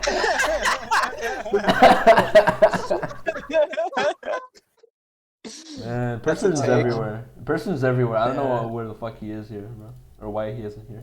Come on, man. Bad timing, dude. Should have been earlier. Person would have been here. Yeah. Then he would hear Kale's good words. Yeah. Alright, fuck me. Person goes into my chat and says, Kale, how's Vandal? And I'm Out of nowhere. I don't know. I mean, okay. It sucks that like he's saying some toxic stuff too. But like for the most part, it just seems like a very innocent. Yeah, I naive agree. I person. agree. But yeah, I guess maybe they're a little scummy too from time to time. Yeah, it's just released to get frustrated at like the younger, generation and stuff. Sort but, of shit, yeah. Yeah, it usually there's the redemption arc always hits. I feel like Yeah. like later on. Yeah, one day. Yeah, they Yeah. realize and they start speaking normally, and you're like, oh wow, That's happened with Glad- a lot of I'm people. glad I didn't bully them. Yeah. Well, Okay. some people who did get bullied have still come back on the redemption arc, so Oh yeah, but you never know. it's not that nice. I feel like. Are you pro bullying now? Wonderful. Is that the No, I'm just saying maybe. I'm just saying maybe sometimes it's okay. Truers, dude. Truers. Oh, fuck me. Alright, well, is that it? Is that a wrap? That has been the Please, Fangame dear God. podcast. That is what a enough. We have talked about the IWC at least once. That is enough. That is good enough for the podcast. Thank you, Holy fuck. Terminator 2. Thank you, Blessed Man. Thank you, Verb. Thank you, Thank you, Gaboro, for hosting the podcast. Let's You're fucking welcome. get it, dude. what very about welcome. me and Skull, dude? What you are not the fuck a- is that?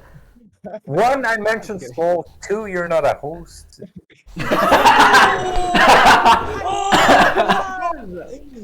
You will never be a host of this show. Oh, that's amazing. Okay. Banish him. Alright. Well, alright. Thank you, everyone who fucking came here today for the podcast. I appreciate you, Kale and Wonderful. You guys are fucking amazing guests. I swear to God, you guys are. But yeah. What is no, happening? But no, yeah, you guys are Vocalization's up. amazing. Thank you for fucking joining us, and thank you for the for joining us. The fucking main cast as well, and people Opinions on Volsk's debut. don't give a shit. Anyways, we'll talk about. Wow. We'll talk about it another time. Wow. But thank you guys for. Dude, you guys keep fucking making me loop. I swear to God, dude. I That's fucking your hate fault. this shit. Don't blame Just us. turn I don't know. off. What do you mean that's not? What do you mean that's my Turn the fault? stream off. Alright, here's the drama you wanted. You suck. What? Ratio, Oh dude. my god, it's just gone to shit, dude. All right. It's So yeah, Uh, thanks for having us. Close. It was fun. We did it. Yeah. Good times. I will see you guys next Saturday, motherfuckers. See you guys soon. What's Why next is Saturday? Nader Bye-bye. schizophrenic? From bye. hold I'm just up, talking. What? Hold on. What? Who is next week's guest?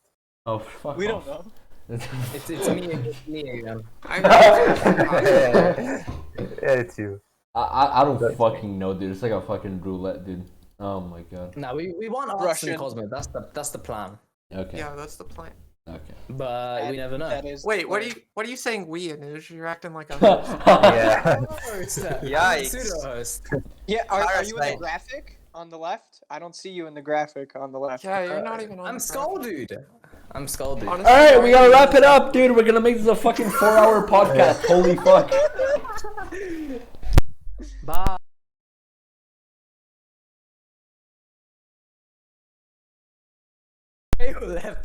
Doing this? How do I keep doing it? No. I literally keep yanking my fucking earphone every time I'm doing the outro. Okay, goodbye guys. I'll see you next time. Shut the fuck up.